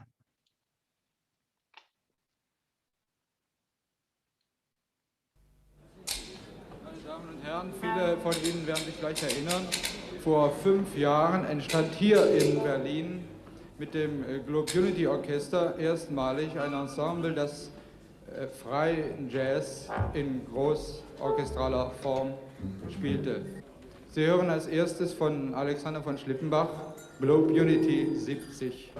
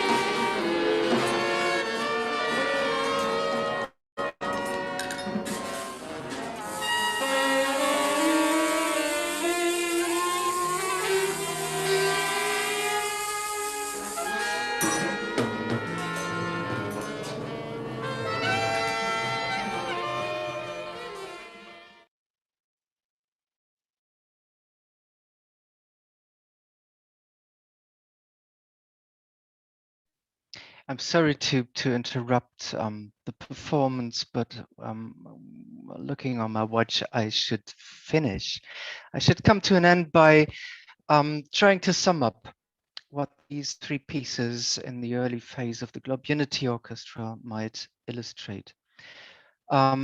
These pieces clearly show Schlippenbach's conception as a composer for improvisers, and his basic idea, the basic conception of these pieces could be named the Globe Unity paradigm. That is an overarching, all-embracive will to include any musician in his or her distinct personality in a fundamental humanistic understanding. But still, the role of the composer does not seem to be deposed here. The given formal structure is what makes the compositional work. And yet, this work cannot be successful without knowing and featuring the single musician's specific characters and skills. So this paradigm appears in all of Schlippenbach's compositional works. It relates to Bernd Alois Zimmermann, who proposed a Kugelgestalt der Zeit, a globe-shaped form of time encompassing all music of all times, and thus opening a pluralism of musical material to work with. In his liner notes for the recording of Globe Unity in 1966, Alexander von Schlippenbach directly addresses his conceptual relation to Zimmermann. Schlippenbach notes, Kugelgestalt der Zeit, das bedeutet eine Welt universaler musikalischer Beziehungen, Spieler und Komponist, im Jazz seit jeher in der gleichen Person vereint, schaffen komplexe Beziehungen, deren erstes formales Gesetz Unity ist. Translated in English, it may sound like Kugelgestalt der Zeit. That means a world of universal music relations, performer and composer in jazz, unified always in the same person, create complex relations whose major principle is unity. So the musical material defined by this concept and assembled in the Kugelgestalt is as manifold as music itself. Whereas in Zimmermann's work, this material consists of tones, objets trouvés, quotes, and musical collages, Schlippenbach creates spaces for the musicians to unfold in various contexts and musical structures. And in doing so, he relies on the musicians' creativity to create particular musical materials, that is, figures, lines, etc. And this is the unified principle of a composer-performer in the jazz tradition, yet here in Globe Unity, structured by giving a sophisticated musical form. And this again illustrates the basic aesthetic principle of unity and pluralism as intertwined relation. The composition, Globe Unity, achieves its coherent unity from a grounding pluralism of musicians set free to create. And this fundamental principle of a dialectical relation of unity and pluralism, tested for the first time at the Berliner Jazztage, also provides a sustainable potential of consistence for the following works of Schlippenbach and the Globe Unity Orchestra. So the focus on one important large ensemble that I suggested here is just one example of how improvised music in this decade has developed. But it shows how musicians from various countries and backgrounds were able to get together and play. Thank you for your attention. Thank you, Kai Stefan, for this very interesting and appealing geocultural survey of Germany in the 60s and the 70s, centered on the key figure of Alles von Schlippenbach and his relationships to his teacher, Bernd Alois Zimmermann. And also you showed a very interesting way that this exchange between avant-garde composers and European jazz players could be very close, as the name itself, Globe Unity, comes from the inspiration by Bernd Alois Zimmermann or the Kugelgestalt, the spheric figure of the time, with his pluralistic view. So we will bring all these problems with us in the second part today and also tomorrow. And okay, this is the point where we need to make a little break, about 10 minutes.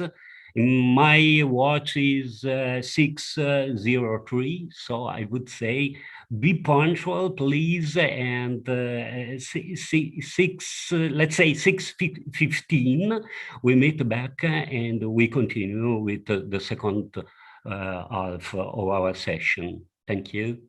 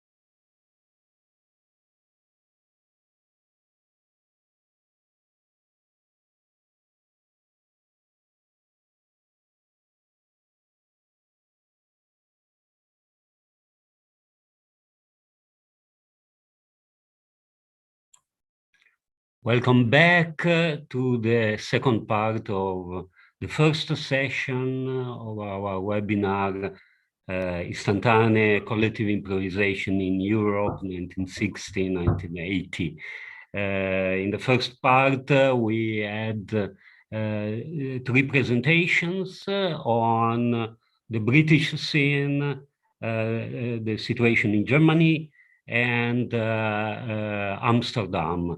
This kind of exchange of information and informations and points of view and results of research is very much in the spirit of the research group built, formed at the Institute of Music of the Fondazione Giorgio Cini. So I'm very happy of what we are doing now and what we are beginning to do, and look forward for the next steps that we will have today and in the next 2 days. I remind you that tomorrow the session will be will deal more with analytical and theoretical problems, and in the third session on Saturday, it will be more about playing and reasoning about instruments, about styles, and sound production, and so on. Now, I see that Sabine Feist couldn't join us. She anticipated that because of several problems she had with the family, and I hope that she will be able to join us tomorrow or Saturday, or if not possible, we catch it up in next year with a workshop in presence. So one presentation is left. Veniero Rizzardi will speak about musica elettronica viva. So please, Veniero, to you. Thank you, Gianmario. And I don't have a real presentation, but I would share the screen with you only if to distract you from my face. So I'm just trying to share this presentation more to since I'll have many quotes from musicians and the participants in the MEV, and I will show them on the presentation. It's not a complex presentation. Well, in the frame of this overview on historical experiences of collective improvisation, I've been asked to talk about MEV. I will call it MEV, of course, its name is Musica Elettronica Viva. Now, it is already hard to gather in a few words the history and the significance of such an experience and to put it in perspective. It is even harder to do so since the subject has been already scholarly well covered, probably better and more in-depth than any other experience of the like, except maybe Nuova Consonanza. And a lot of historical information has been circulating, especially in the last decade. I'm referring to the research carried out by David Bernstein first, and also by Luigi Pizzaleo, who's the author of a book in Italian about MEV. Of course, I should mention Daniela Tortora and their research on the new music environment in Rome during the 60s. But also to the words that have been copiously pronounced in writings and interviews by some of the founder members of MEV itself, notably Alvin Curran, Frederick Jewski, whose role as theorists, so to speak, of the group's practice have been somehow flipped through the years. While Jewski has been the main conceptualizer of the actions of MEV in its early years, Curran has been producing in later years probably the more elaborate reflections in retrospect. It's a fact that the history and the practice of MEV and Nuova Consonanza have aroused much interest in scholars, And this because of different factors. Mainly, I believe, because that these groups emerged almost simultaneously and not only coincidentally in a circumstance that is considered as an aftermath of the epochal crisis in the compositional thought, famously advertised as such by Franco Evangelisti when he announced to cease to compose, to devote himself to group improvisation. So even if the aesthetical outcomes of MEV set them apart from musical composition, of course, they are in any case an essential part of its history. But there are other relations between improvising and composing when considering MEV. The continuity of the action of MEV has been fruitfully intertwined with the careers of its individual members, so that in the development of the MEV formula, which has been practically changing precisely because of its inclusiveness, there has been a persistence rather than a repetition. Nor can it be said that the model of social practice that their musical project entailed from the outset has been subsequently abandoned or contradicted by the very fact that after their initial revolutionary beginning, they have been focusing solely on musical processes. For MEV, in all their subsequent reincarnations, has nevertheless remained strictly faithful to the premises of a collective and intimately anti-authoritarian music as a symbolic model of a social practice. And this has been true up to the present day, or at least up until a year ago, when, with the passing of Richard Teitelbaum, the group, which had been reduced to the core trio of Curran, Rzewski, and Teitelbaum himself for several years, ceased to exist. In this long persistence, through internal changes that were also important, MEV nevertheless managed to carry out its critical program while celebrating itself in the words and reflection of its members, who were committed to continually reactualizing the premises of their action that began in the year 1966.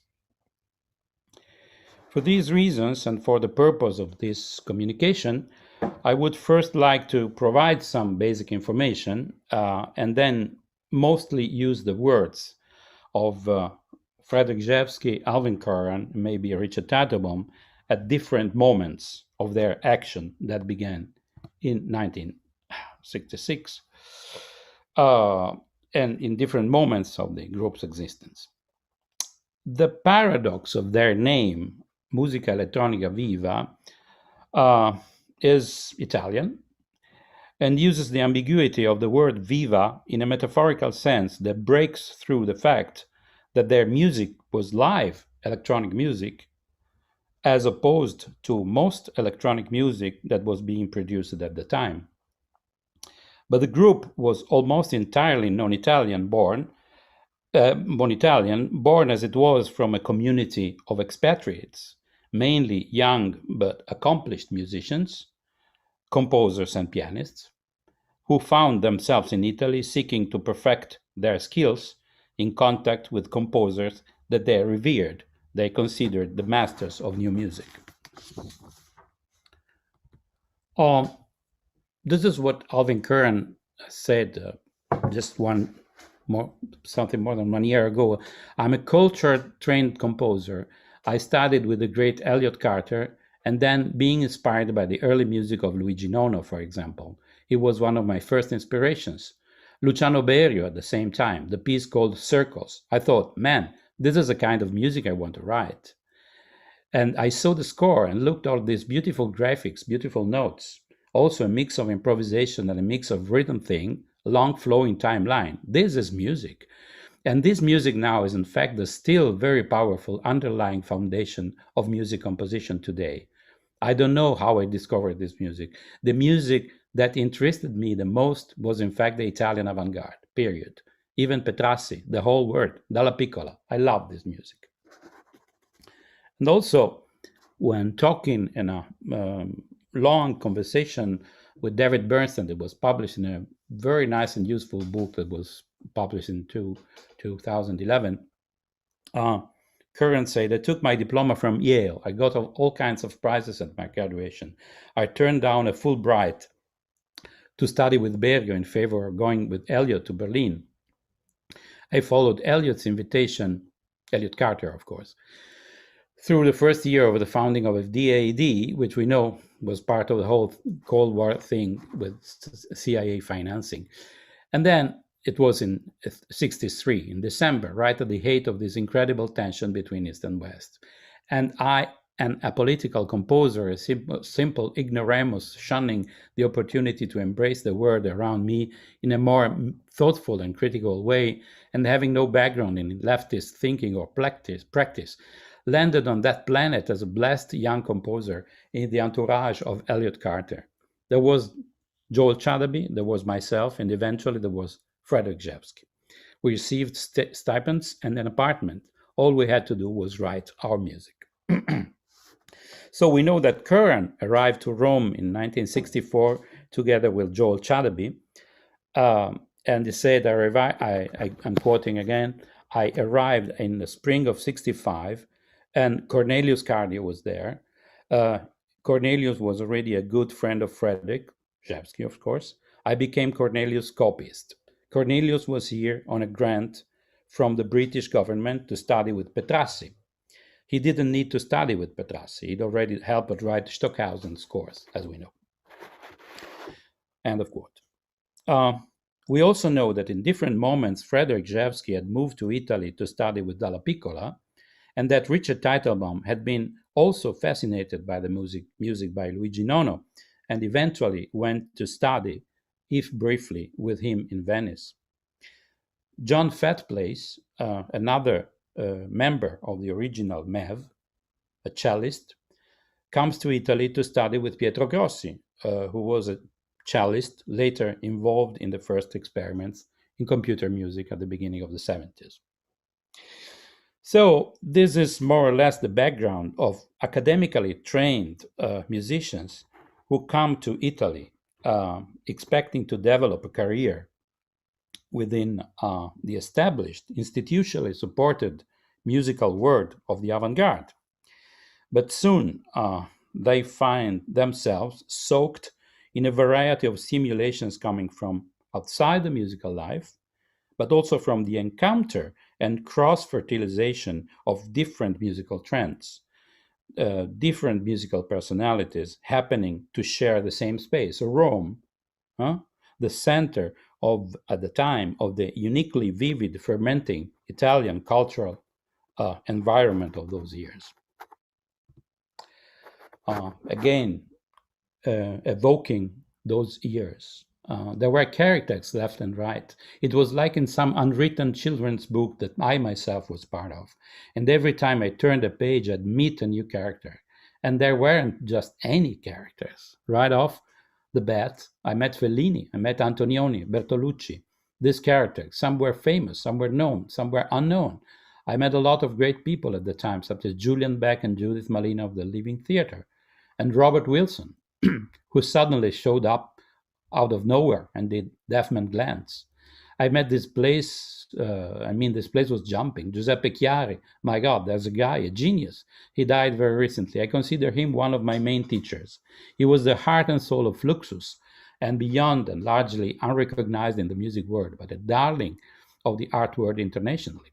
Nam June Paik is suddenly here in Rome with Charlotte Moorman at the Feltrinelli bookstore, and she is immersed in an oil drum full of water with propellers on her breasts. I'm mixing up a couple of years. Basically, it's 1965-67 that I'm compressing into this memory lane. Earl Brown shows up. Morty Feldman is there. Eliot Carter, Barbara Mayfield, Alan Bryant, a very interesting person who already in the very first days of MEV was constructing this amazing stringed instrument using rubber bands. But since the very beginning of his stay in Rome, there is an encounter with Franco Evangelisti, to whom Curran is introduced by Joel Chadaby. And this meeting is shocking. Chadaby introduces Curran to Evangelisti, saying, This is Alvin Curran, a young composer from America. And Franco looks at me and he says, a composer, don't you know there's no more music to be written? I could have dropped dead right there. End of quote. And this is the very beginning of a crisis, which is not only individual. Curran explains that he begins to write some very different music, some music that he wouldn't have dared to submit to his teacher, Elliot Carter, something eclectical, in which his taste for popular music, for jazz, and for improvisation begins to emerge. MEV follows the foundation of Nuova Consonanza by 1 year, but its practice of group improvising has a different agenda. As I was saying in the beginning, it includes models of behavior and social interaction that give a different significance to the sheer experiments in sound production and instrumental technique, features that are common among the improvising groups all over Europe, even those issued from the jazz world. This agenda is very well represented by this manifesto written by Frederick Rzewski in 1968, in March of 1968. A text that was written in the afternoon of a performance by MEV at the International Festival of the University Theatre in Parma, Italy.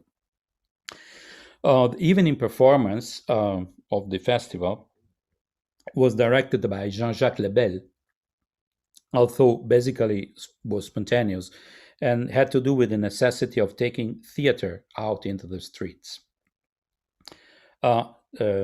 Revoking this moment, Rzewski says that it was terminated by the authorities who simply turned off the electricity. The performers and audience carried the performance out of the theater, and the next day the students occupied the university. This is the Parma, two excerpts of the Parma Manifesto. In the last 60 years, 100 million human beings have been murdered by other human beings. The number exceeds the sum of all who have been known to live and die in the course of human history up to that time. In order to survive all, I must do more than merely survive. I must create. To create means to be here and now, to be responsible to reality on the highway of the present. An artist is a person who lays claim a heightened state of perception. His perceptions are acts of communication dictated by a sense of responsibility to the life process. He creates a sense of emergency in a state of tranquility, where there is no threat to individual survival and where the spirit is free to emerge, to extend its dimension, to create space. And again, such an art form must be concerned with creation out of nothing.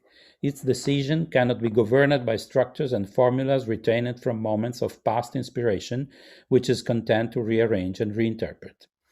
They must be born from marrying the moment, the creative moment in which the organism approaches reality so immediately that it is blessed with the perception of the highest possible future, which is its natural course to our joy. Such an art must be improvised, free to move in the present without burdening with the dead weight of the past.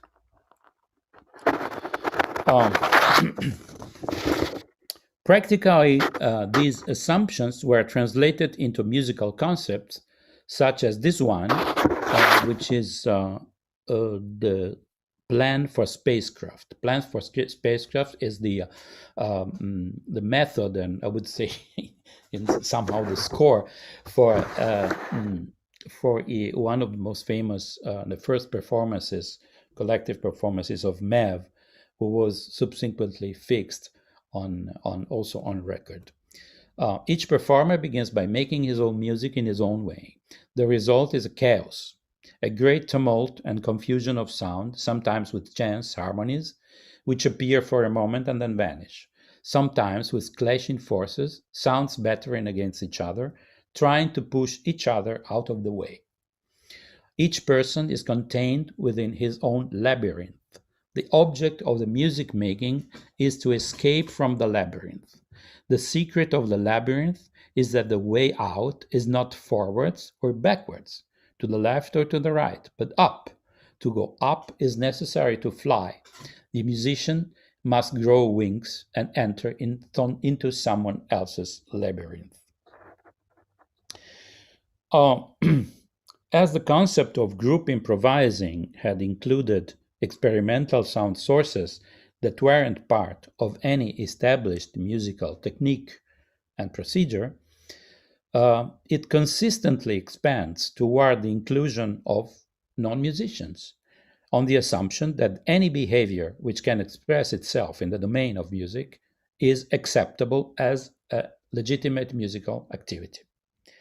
So this leads to another important concept, which also takes place not just in the form of a piece, but in a string of pieces and a continuous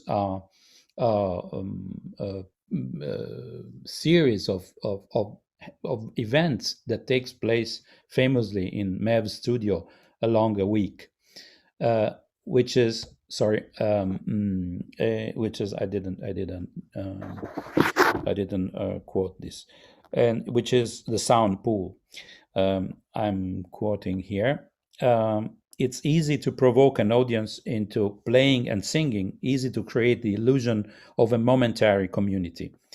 People have a strong desire to move and make sound, to rush headlong and unthinking into what seems a delightful party game, rather than take the trouble to listen carefully and reflect upon what they hear. The problem seems to me, once one gets involved in this hazardous business, rather how to help this natural desire to find its way into fruitful channels than how to unleash it. This was Mev at its early stages. It is commonly believed that the parable of Mev is over in 1971 when Rzewski and Teitelbaum moved back to the States, and that the community feel of its origins and practice, reflected by the words that I've quoted, is interrupted. Indeed, as I said in the beginning, its founding members will reunite and bring around again for many years the musical distillation of this practice, far from celebrating a past season. I just wanted in this brief space to recall some historical facts and documents. There would be, of course, many aspects to study in sheer musical terms, such as the evolution of the sound of the group, the significance of the different musical collaborations, and elements of different musical idioms, such as jazz, incorporated by the inclusiveness of Mev aesthetic. But a final point I'd like to share, which is the unique coexistence of different musical practices within the lives and careers of the musician involved. However radical were the assumptions and the practice of Mev's improvised music making, outside this environment, the musician, at least the founding members, had never left other paths for devoting themselves exclusively to free improvisation. I have here, well, there's another quotation that I didn't reproduce here. So when asked if after the initial outburst of liberation and liberating the score, liberating the instruments, he went quickly back to writing music, Alvin Curran said, "I never stopped, never, ever." There was no contradiction because, and to be honest, but one of the important themes in this whole period of the end of the 20th century and the beginning of the 21st is this fusion between composition and improvisation. And this place in time and in space and in the cultural mind of our time, where these two things, which were considered totally contradictory, are now becoming thought of as almost one and the same, at least by myself. I have another two quotes about the nature of improvisation again quoting Alvin Curran, reflecting in retrospect in the year 2000. This is about the musical style. Whether the music was tonal or atonal or microtonal, repetitive or disjunctive, fragmented, sequential or continuous, or sweet, sexy or abrasive, violent or disgusting, banal or even idiotic mattered little. mattered little in comparison to the singular task of keeping the musical energy high and unified, efficient and in constant motion. And against considering the nature of their actions in relation to the very concept of improvisation, I think this is an important point for me, on which I would like to end my talk. These were musics characterized above all by a shocking absence of authority or leadership, which at times shocked even us. They were based on the principle that anyone making any sound in any way, alone or in company, could consider this act to be an act of spontaneous music making. I'm not speaking here of improvisation, which I consider to be a highly specialized artistic behavior, but I'm merely describing what might be the most fundamental, perhaps primordial level of musical consciousness and state of collective spontaneous sounding together. Thus, anonymous individuals in the act of collective liberation became their own musics, and the sound pool was the sum of all of them, as if in a mass, spontaneous urban psychodrama. I'm referring here to the collective improvisation, including laymen and amateur or non-musicians. This work, a radical assault on the sacred cows of bourgeois culture, was at once an act of temporary suicide for the music of the closed group, and at the same time an act which raised the collective music concept to its most dangerous and unstable experimental limits. It further precipitated an intense debate among core MAV members, a debate which centered on the nature of music, composition, improvisation, and the social limits of these newly created music rituals. Thank you. Thank you, Veniero. We ideally completed the circle of European capitals with a focus on Rome in the same period, and especially of Musica Elettronica Viva, and Veniero stretched the fact that the presence of the American composers, musicians generally in Rome, which gave a particular inclination. So we see that each of these capitals has different characters, features, and trends. Of course, in Rome, there were also other groups, especially Nuova Consonanza, other improvisation ensembles, and two musicians of MEV, Rdzewski and Bandor, played also in Nuova Consonanza. And in Nuova Consonanza was also a kind of international group with the presence of John Heinemann, an American, and Roland Kain, a German. So this international lineup is a feature that we find in many of these Globe Unity Orchestra, for example. So, and let me remember also the jazz scene in Rome with Mario Schiano, Giancarlo Schiaffini, and many other in this period. So now the presentations are finished. Please just give a sign or send a chat. We open the discussion now and the Q&A session.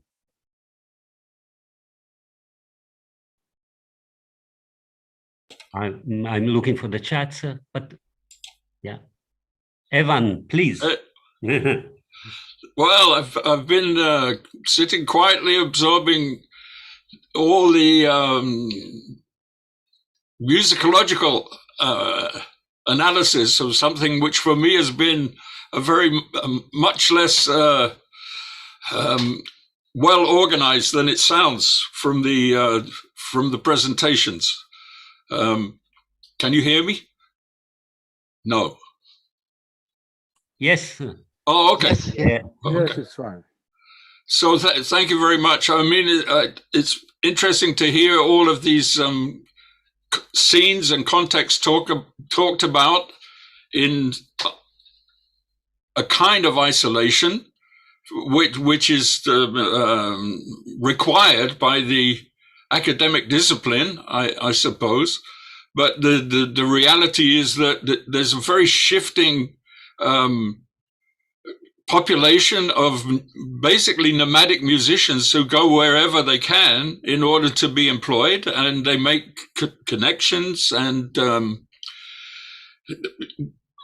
generate employment situations for one another. And I've been very fortunate to be involved with Alvin Curran, with Alex Schlippenbach for years, all my life, actually. I've probably spent more time with Alex than I have with my family. And with Misha and Han, I have many experiences with them. So I know exactly the whole scene that you're talking about. I've in the run up to this, I've met John Heinemann for the first time, which has been marvelous. He's helped me very much with my newcomer status on Zoom technologies, and so has Ingrid. So I want to thank them both for that. But for me, this was a great first day, and thank you to the four presenters. Wonderful to hear the music from that other perspective, the musicological perspective. Thank you, Evan, and we very look forward to listen to you, to your playing and your comments and your records in the third day. But feel free to ask us questions anytime, so that we step down from our high perspective, theoretical perspective, and we can really, the sense is to have exchange between practice and theoretical elaboration. Oh yeah, I learned the distinction from Valentina's presentation. She spoke of proportional knowledge, is it? Propositional, excuse me. I can't read my own writing. Propositional knowledge and procedural knowledge. That was a new set of terminologies for me. So I have to learn musicological language a little bit, in the same way that I have to learn Zoom language. And my God, it's a very exciting time for me, this. Sitting at home in my own house and with people from all around the world is wonderful. Thank you. Thank you, Evan. I saw that Francesca Scigliuzzo would ask a question. It's a long question, so I couldn't read everything. Francesca, I give you the floor so that you can put directly this question to the audience. Okay. Hi, thank you. I've got a question for Giancarlo Schifini or Evan Parker or John Heinemann, who want to reply.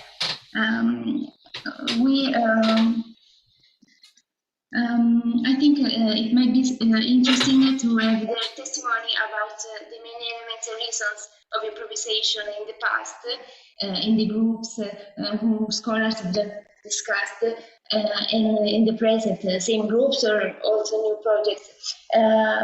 What were the most significant changes in thinking about collective improvisation, comparing to the past? In what way and how your experience in collective improvisation is changed in reason, targets, feelings, or roles, relational dynamics? It's a fantastically difficult question to answer. So much has changed in the cultural standing of improvisation, in the structural mechanisms for the support, because it's very easy to talk about, for example, Globe Unity as though it has the cultural support of a chamber orchestra. It doesn't. It meets as and when Alex is offered an opportunity to work, and that this is true not only for Globe Unity but for all of us. We're all at the core of that original generation, I would say we're all self-employed, freelance, and dependent on the initial networks across Europe were actually constructed by the musicians, as you see by the MEV guys going to Rome. For the Northern European, let's say Germany, Holland, and England, I will say England rather than the UK because it was principally about London. It took a while. We started to collaborate very early on. So not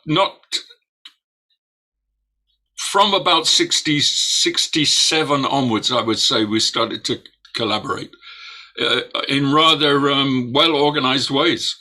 So Berlin, the situation in Berlin was opening up with the Kai mentioned the FMP, the original meetings there, the Total Music meetings, and that was an incredibly important place for interactions and meetings. And out of those meetings come smaller groups, maybe, and different situations in other parts of the three countries. So together, between Holland, well, let's say it was more accurate to say between Amsterdam, London, and Berlin. That was more the reality. But because we were all relatively established in our own countries, we could set up opportunities for one another. I think the greatest host country was Germany at that point. Holland was also strong. UK funding mechanisms were a little slow to catch up, I would say. But when we could find the money to invite back, then we did. Globe Unity came to the UK eventually and toured for the Contemporary Music Network. ICP also toured for the Contemporary Music Network. So I should mention the role that Annette Moreau played as an individual when she was a music officer at the Arts Council of Great Britain. So she was one of the first people with some cultural substance, namely the funding of the Central Arts Council of Great Britain, I think it was called at that point. She could make these visits from Germany and Holland possible.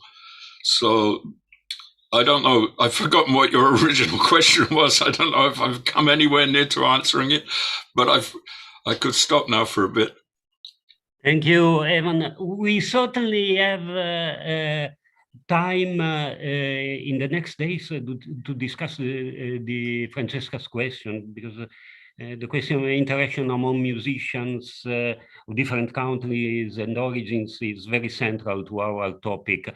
But however, I saw Floris and Laurent asking for an intervention, and please, I give the floor now to Floris. Please, Floris.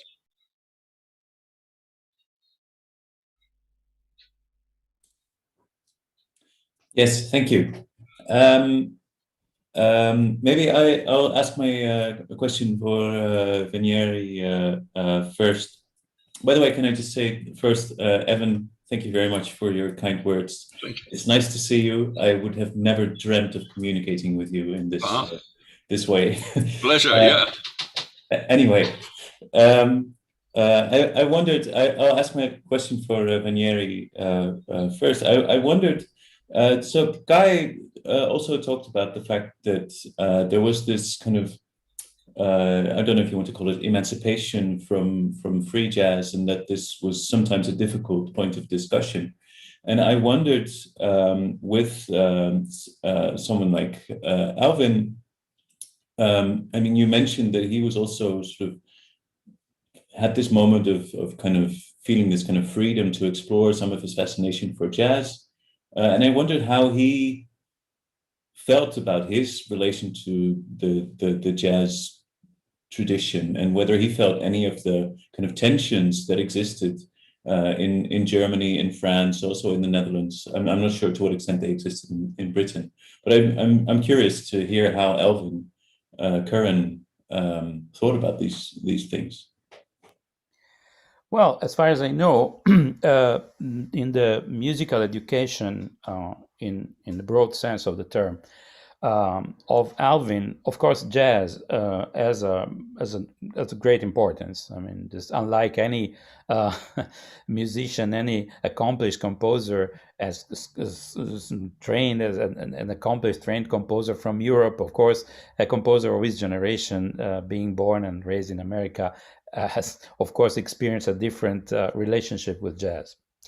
Jazz has been present in the listening in the family, blah blah. But there is one thing that he says that is very telling. That when he faces this crisis when in Rome, when facing the problem and the question posed by Evangelisti, and says, you're a composer, but you know that there's no more music to compose.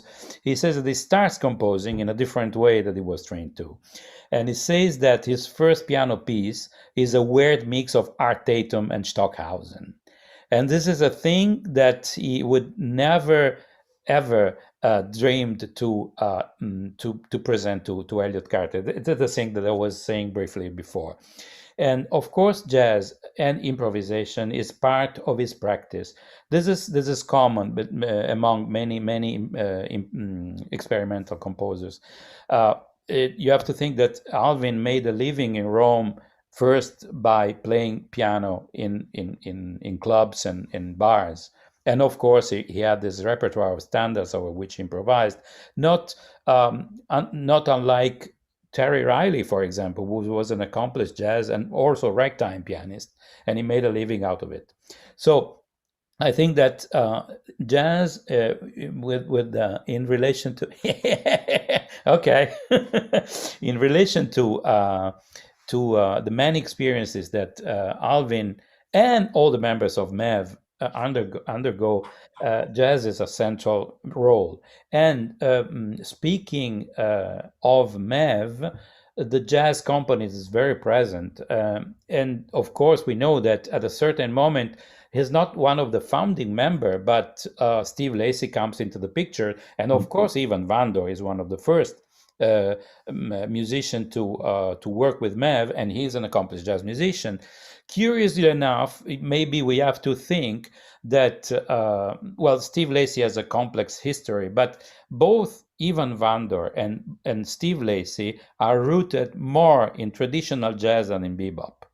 And this is interesting because it was easier for them coming from a non-contemporary jazz style to introduce themselves into a totally new practice of improvisation. So just like changing their skin, shedding their skin in a way. Okay, Veniero, thank you. I see many people would like to join this discussion, and I see now a cluster around the relationship between jazz players, musicians, and avant-garde composers. And I would like also, I saw Laurent and David Bernstein would like to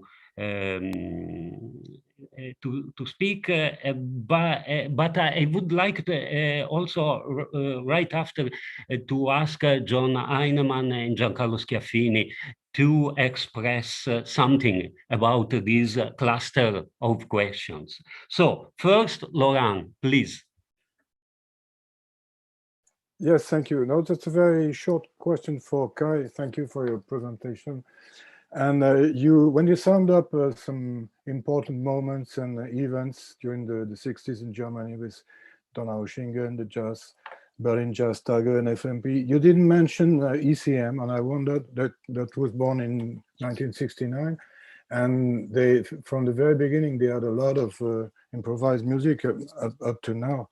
So do you consider it something of an outsider, or is it part of the picture? Thank you for your question. It is part of the picture, of course, because improvised music at that time was not solely focusing on just a few artists, but I had to make a choice. And I was trying to take a start in Berlin, going to Donaueschingen and back. So I was focusing on Alexander von Schlippenbach and the Globe Unity Orchestra, which is sort of, let's say, some sort of mainstream in the respective literature, because there are so many articles and books written about improvised music in Europe, free jazz in Europe. And in these books, ECM indeed does play a very small part, if it is even mentioned at all. So this leads me to assume that from the perspectives of the contemporary writers and musicians, ECM might have been a bit of an outsider. And I would like Evan, for example, to correct me. Did you get to know ECM as a label? I know you performed and recorded for them. Well, I actually met Manfred Eicher before ECM was founded. I met him at the Frankfurt Jazz Festival, where we played with, I played with Peter Brotzmann's Machine Gun Band with Breuker. And so you, Breuker, please excuse my Dutch, lousy Dutch accent. Willem Breuker. Anyway, Willem. I won't tell you what his nickname was, but it rhymed with Breuker, and meant something quite terrible in Dutch, I think. So yeah, after we did that meeting, Kowald said, "Manfred's a good guy. He's one of us, kind of thing, like that."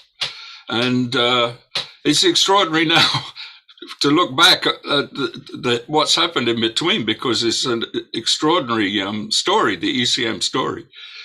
But in the early days, he was an independent producer, and perhaps you even know the record that he produced for Karlik, a label called Karlik. He was the producer, and it was a Brotzmann record with Derek Bailey, myself, Han, and who else? Kowald.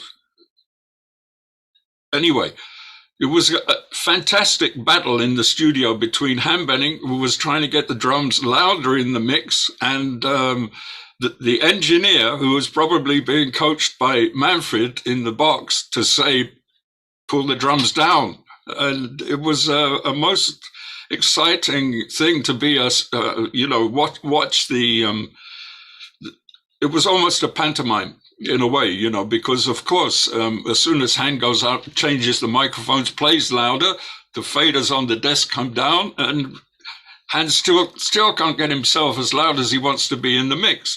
So some things I remember with absolute, clarity, but at the same time, when you showed the clip from Donaueschingen, Globe Unity 70, I could see myself there, but I can't remember the gig at all.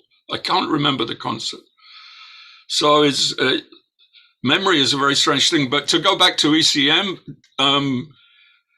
after he founded the company, he was back in touch. I think the drummer Fred Braceville, the American guy, was living in Munich at that time, and Fred told Manfred, he'd heard the Music Improvisation Company play in Berlin at FMP, and he told Manfred, this is a group that you should definitely invite to be on your label. The label was really in the very earliest stages. But that, I hope to talk more about Music Improvisation Company when I do my own presentation, but that record was number 5 on the ECM catalog. And it was done in this way that Manfred made contact and said, I'm starting a label. Maybe you remember me from the session in Ludwigsburg, I think it was. Studio Bauer. I think it was called Ludwigsburg. Maybe you remember me. And now I'm starting my own label, and I've got just enough money to send you to make the recording yourselves and send me something that you're happy with. I can't afford to come to London, but I really would like to make your group one part of my catalog. And we were the first English group to record for ECM. And then, of course, after that, the relationships with Bar Phillips has been a lifelong relationship between Manfred and Bar Phillips. There was a long period of good collaboration with Dave Holland, and also with Kenny Wheeler. So, you know, my friendships are very close to a lot of ECM people, and Steve Lake, and my later work with the original recordings with the electroacoustic ensemble were also through ECM. So I don't think we can consider them as totally marginal. Far from it. They've been very important at certain key moments. Okay, thank you. I noticed myself, both Floris and Kai mentioned, apropos American influence of the African-American jazz musicians. You both mentioned Thelonious Monk, but not Eric Dolphy, who was very influential in his too short European period, 1964, both in Amsterdam and in Berlin. But we'll be back, I'm sure we'll be back on this topic. I think Eric Dolphy is a very fundamental figure also because he was one of the students in 63 or 64, I don't know, at the Darmstadt Ferienkurse für Neue Musik. So there is, again, this intersection between experimental composition and advanced jazz. Now we have David Bernstein, and then I would ask John Heinemann and Giancarlo Schiaffini. I just want to jump in and say we can talk about Eric Dolphy for the next 3 days, as far as I'm concerned. I love Eric Dolphy. I consider him completely undervalued in his whole history of saxophone playing. We should make a seminar, another webinar only about him. Fantastic. And I was totally impressed. I saw part of his archive at Library of Congress last year. I was totally impressed what he wrote, his notes. But okay, not now. David, please. If I can, yes. Sorry. Never mind. Go ahead. I'm unable to start my video, so but anyway, you can hear me. Yes. Is that true? Yes, I just wanted to add something about about Alvin, Alvin Kern, who was my colleague at Mills College for many years. I spent a lot of time with him and also visited him in Rome and so on. And he, one day we were in Oakland and we stopped off for a cup of coffee in a bar. And there was this man who played the piano there, who could play any jazz tune that the audience suggested. Literally, he was an encyclopedia. Well, Alvin got to the piano and he basically took his place. For about a half an hour, 45 minutes. The guy got very kind of nervous because Alvin was better. He knew everything. Jazz was in his blood, and it's in his music too.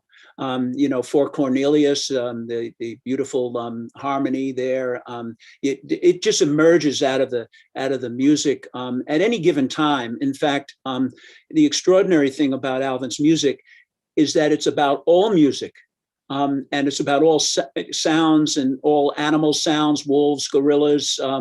It's just extraordinary. But jazz was really a prominent aspect of his musical vocabulary. Thank you, David. I don't see John Heinemann now.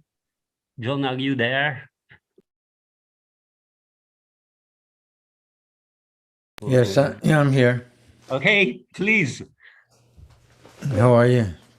Boy, what company, you guys, in these stories. Fantastic. Can you hear me? Yes. I just remembered that Steve Lacy still owes me 2,000 lira. But yeah, I'm so impressed with so many things in terms of the comments or the readings of Alvin and Frederick Jewski.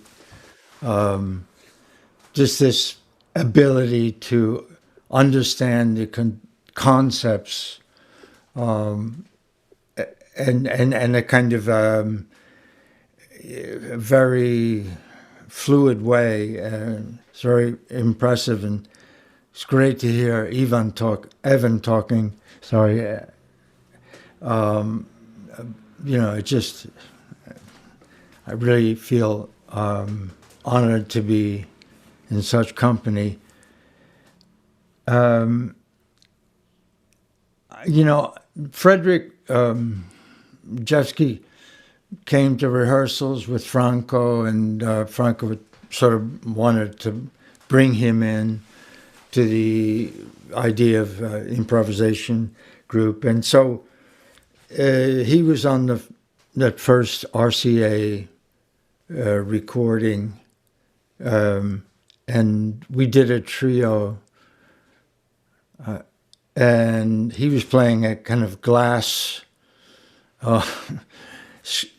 scraping this glass thing. It was like, it was, you know, precursor of trying to break the barrier there. But I think, you know, I think Frederick, excuse me, I think Frederick was very taken by the experience that we had together collectively, you know, and then obviously transformed that into, I want a group that's going to be different, you know, and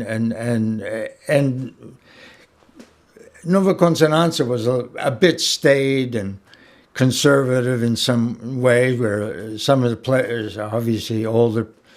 So, you know, you could see Frederick kind of taking on this thing, being excited by the stuff, but then realizing I want to run with my own thing. And of course, the combination of Alvin and Teitelbaum and Alan Bryant with the rubber bands, you know, that was great. And Mev was, I went to a couple of times when they were playing in the space, and it was very open and very wild, and, you know, it had a kind of freedom that I didn't feel we had in the improvisation group. We were more, you know, but anyway, it's fascinating how there can be so much variety and this strong connection with jazz that comes out in when you hear, well, the talk of a number of these groups. Anyway, it's great to be here. Thank you, John. Giancarlo? Can you hear me somewhere? Yes. Okay. That's a good progress.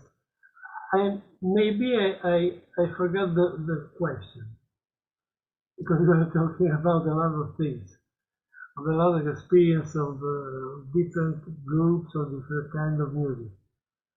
What I would like to say generally, because I played with jazz or contemporary music or something like that, is that the relationship between the musician generally obeys to the same laws. Of course, between among the good musicians, but the resulting idiom often is very different. So it's clear what I'm saying.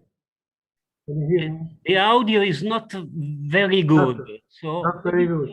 if you can talk close to the microphone. Yeah, I can try to make a different stuff.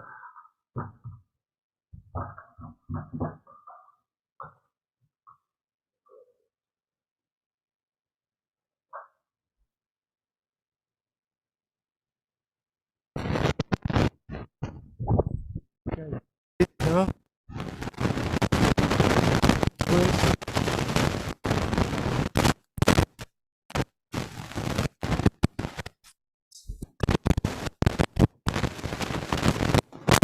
Today it worked perfectly. No? Yeah, that's better. Okay. So I need that's what I could see when I played often with the English people, with the Germans, with the Hollands, and that the resulting idiom was always particular for that group, even if our playing or our connecting to the others was always practically the same. I think in the 70s, I got many people asking me which was the difference in playing with Gruppo Romano for Jazz or with Nuova Consonanza. And I told them that, of course, there are some things to say the Gruppo Romano for Jazz played louder and remember some more jazz, and the group Nuova Consonanza played softer, look into post Schoenberg sound. But in any case, the relationship between, among the musicians were the same. And that was particular because in any case, it was the way of playing, if you're a good player, a good listener, especially, were more or less the same. Okay. Okay, the relationship was the same, and you were Giancarlo in several of these groups, these ensembles, Nuova Consonanza and jazz group. The relationships were Engelberg as well, yeah, were similar. So no leadership and so on. But the musical material, the way of playing your instrument, did it change when you were with Nuova Consonanza or with the European jazz players? Well, generally, no, there were, let's say, in Nuova Consonanza, there was a diktat from Franco Evangelisti. Don't make phrases, non fraseggiate, never play a melody. So play sounds, and so the approach could be different. But the general technique and the use of my repertoire was nearly the same. Of course, in the context, which gives the different idioms of the group, make me choose maybe something instead of other solution. But my bag is always the same. Okay, very good.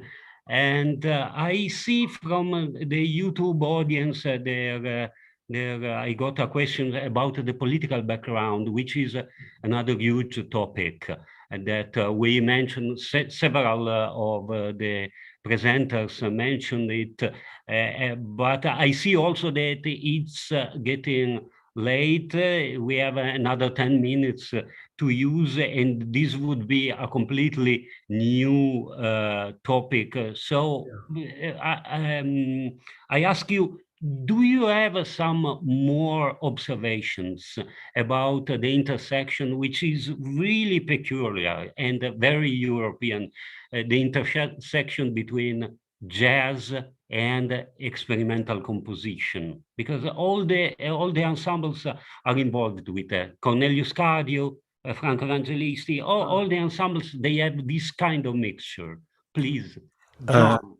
Sorry, I don't think that Franco had a connection with jazz. You know, everyone has something, but I would say that the improvisation group, apart from Walter, had and Ivan Vandor, when there was that, and also Ennio Morricone.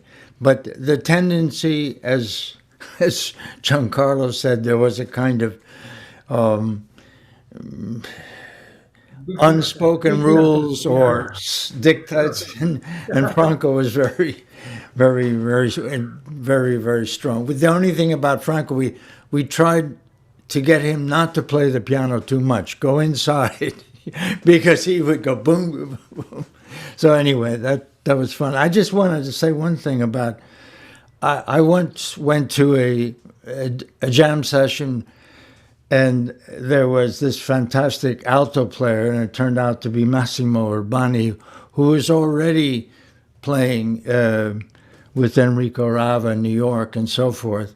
And that was a, beautiful experience. There was a rhythm section, and it was great. Anyway, that's... Thinking about that, the generalization about the influence of or the uniquely European moment where contemporary what can we call it? Contemporary notated music, let's call it conservatory music, and jazz came into some kind of dialogue. I think the same thing was happening in America as well. If you think about Jimmy Giuffre's work or Anthony Braxton's work, or earlier than that, George Russell's work, there's a long history of the interaction of the cultural influences globally. That was all I wanted to say. I mean, I can say also I'm famous for a quote which gets repeated all when people ask you, well, what are your roots? And a long time ago, I said in an interview, my roots are in my record player. And that's, my education was directed by what was available at the time on contemporary music. If you think back to then, there was very little contemporary music of any kind represented on record. And if I could find one record of Stockhausen, if I could find one record of Boulez, if I could find one record of Elliott Carter or Conlon Nankara, any of these greats from previous generation, or Cage music, although it's in a way it's a bit strange to want to listen to Cage's music on record, but a very important philosophical record was the Indeterminacy, the Stories record. And the accompaniment, or whatever you want to call it, the music track from David Tudor is incredible.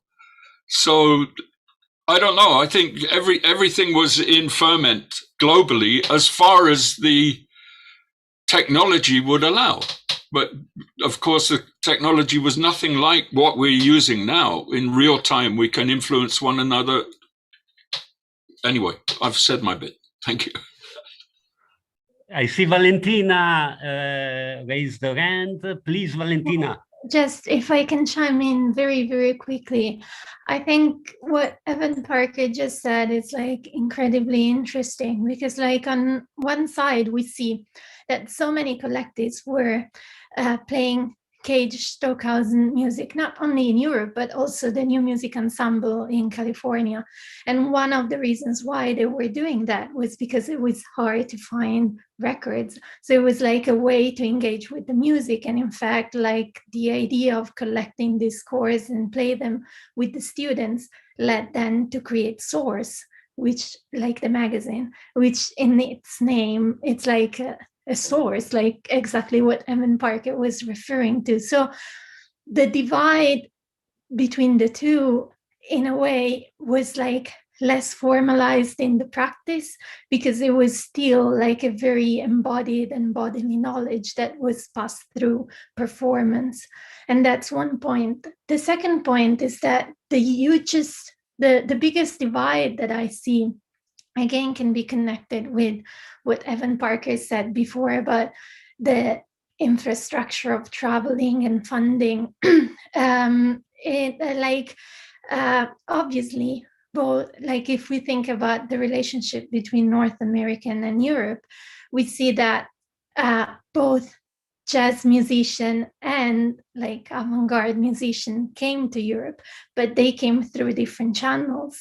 So one group came through scholarships, and therefore they were linked to institutions, and the other, they came through, we could say, the market, or like the seasons, like the different seasons in different clubs. So through invitation for concerts. Then they played together, but they came through, the money were coming from different sources. So like the difference in practice, I didn't see that very much, but the difference in the infrastructure of the funding was like very well in place already then. That is just what I wanted to contribute, yeah. Okay, very good. I see Floris and raising. Please, Floris. Yes, thank you. That actually kind of brings me to the question that I had for Kai. I think that a lot of the it's been, well, let's say it's been my impression that this claim to contemporary art music, or what Evan just called conservatory music, which I think is a good name, was also something for these European improvisers to be taken seriously and to get funding, because it has prestige. And I've always thought, like the Globe Unity Orchestra claims that it's inspired by Webern, but if you, I mean, compare Webern to Globe Unity Orchestra, there's no similarity apart from being maybe atonal. So I've always thought that this was a kind of prestige thing.